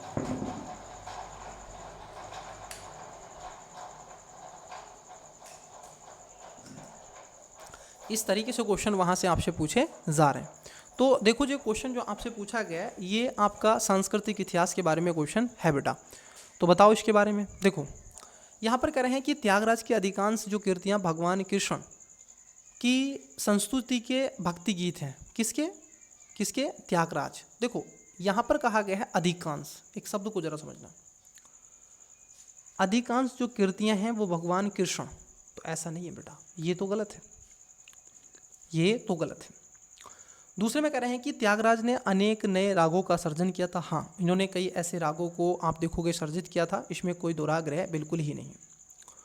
उसके साथ साथ अन्नमाचार्य और त्यागराज समकालीन थे, दोनों मतलब कि एक दूसरे के समकालीन थे नहीं, ये अलग अलग इनका टाइम है। देखो, जब ऐसा कोई शब्द आ जैसे समकालीन थे, है ना, और इतिहास में खास तौर पर, तो उसको थोड़ा सा क्वेश्चन मार्क करके ऐसे फिर आगे पढ़ना, तो आपको शायद बेटर और अच्छा लगे। अन्नमाचार्य कीर्तन भगवान वेंकटेश्वर की संस्तुति के भक्ति गीत, हाँ ये बात सही है। तो दूसरा और चौथा यहाँ पर सही हो जाएगा बी, एक और यहाँ पर तीसरा गलत है, ठीक है। तो राइट आंसर देखो अगर यहाँ पर होगा क्या ऐसा, हाँ देखो बी इसका राइट आंसर हो जाएगा। चलिए नेक्स्ट क्वेश्चन देखते हैं। देखो इस बार भी क्या है, क्वेश्चन 2024 में भी यहाँ से ऐसे ही क्वेश्चन पूछा गया है और 2023 में भी क्वेश्चन यहीं से ऐसा पूछा गया था और ये 2018 में भी क्वेश्चन आपसे ऐसा ही पूछा गया है। क्या कह रहे हैं, निम्नलिखित में से किसने विधि के शासन के प्रमुख लक्षणों के रूप में माना जाएगा, मतलब कि विधि का कौन सा शासन होगा, उसके क्या क्या ऐसे लक्ष्य आपको देखने के लिए मिलेंगे। देखो जरा, ये कह रहे हैं शक्तियों का परिसीमन होना चाहिए, मतलब कि अगर शक्तियों का परिसीमन होगा तो विधि का शासन होगा। विधि के समक्ष क्षमता, विधि के समक्ष क्षमता, विधि के समान संरक्षण, आर्टिकल 14 की बात कर रहा है ना, ये किसकी बात कर रहा है, आर्टिकल 14 की बात यहाँ पर हो रही है। तो विधि का शक्तियों का ये परिसीमन है, विधि के आप देखोगे समक्ष क्षमता है। उसके साथ साथ प्यारे बच्चे ये कह रहे हैं कि सरकार के प्रति जन उत्तरदायित्व, नहीं ये सरकार के प्रति जन उत्तरदायित्व इसके अंतर्गत नहीं आता है। स्वतंत्रता और नागरिक अधिकार, हाँ ये रखे गए हैं, ये रूल ऑफ लॉ के तहत रखा जाएगा। तो यहाँ पर तीसरा गलत है, तो आंसर ए नहीं होगा, आंसर डी नहीं होगा। पहला, दूसरा और चौथा सही है, तो सी इसका राइट आंसर हो जाएगा 45 नंबर के क्वेश्चन का। चलिए नेक्स्ट क्वेश्चन देखते हैं। क्वेश्चन है आपका 46 नंबर, निम्नलिखित में से कौन सा एक कथन वेद मुद्रा, मतलब कि लीगल टेंडर मनी, अब ये तो वह मुद्रा है आपने पढ़ी होगी, ये तो बेसिक है, तो इसका आंसर तो आप दोगे बच्चे, इसका आंसर तो आप दोगे, ठीक है। ये बहुत ही इजी क्वेश्चन है। वह मुद्रा जो कई ऋणदाता अपने दायित्वों को निपटाने के स्वीकार के लिए बाध्य होता है। लीगल टेंडर वह मुद्रा होती है जो किसी भी केंद्रीय बैंक के द्वारा उसको क्या किया जा गया है, वो कहीं ना कहीं उसको पब्लिक कर रहा है, उसको आप देखोगे जारी कर रहा है, तो वो लीगली तो है और उसमें ऋण भुगतान किया जाता है। आप मान ली डॉलर में देने लगे, नहीं लिया किसी ने, गोल्ड में देने लगे, नहीं भुगता, तो वो स्थिति यहाँ पर क्या है आपको परिवर्तित दिखती है। तो यहाँ पर क्या हो जाएगा, आप इसका राइट आंसर देंगे। चलिए, यदि सरकार द्वारा कोई वस्तु जनता को निःशुल्क उपलब्ध कराई जाती है, आपको अभी मान लीजिए, जैसे आपको मान लीजिए गवर्नमेंट के स्कूल की तरफ से आपको लैपटॉप मिला हो, डिवाइस मिली हो, या फिर आपको निःशुल्क में कोई वस्तु ऐसी मिल रही हो सरकार की तरफ से, तो उसका क्या होता है, तो उसका क्या होता है बताओ, तो क्या होगा, तो क्या होता है बच्चे, ऐसी स्थिति में जो विकल्प लागत होती है वो उत्पादक के उपभोक्ता से कर देने वाली जनता को आंतरित कर दिया जाता है, आंतरित कर दिया जाता है, ठीक है। तो उसको थोड़ा सा क्या है आपको ध्यान में रखना है। तो यहाँ पर कोई भी अगर निःशुल्क आपको वस्तु मिल रही है तो उसका कहने का तात्पर्य होता है कि उपभोक्ता से कर देने वाली जनता को अंतरातित कर दिया जाता है। अब आपको भुगतान उसका नहीं करना पड़ेगा। आइए नेक्स्ट क्वेश्चन, निरपेक्षता प्रति व्यक्ति वास्तविक, मतलब कि जीएनपी की वृद्धि आर्थिक विकास की ऊंची दर का संकेत नहीं करती है। क्यों नहीं करती है, क्योंकि अगर मान लीजिए आपके यहाँ पर निर्धनता और बेरोजगारी लगातार कंटिन्यूअसली बढ़ेगी तो क्या आप ग्रोथ कर सकोगे, क्या आप आर्थिक विकास की बात कर सकोगे, नहीं कर सकोगे। तो ये आप देख रहे हो जीडीपी वाले पोर्शन से क्वेश्चन आया, तो पढ़ लीजिएगा उसको, जीडीपी वाले को, ठीक है। आइए नेक्स्ट क्वेश्चन लेते हैं।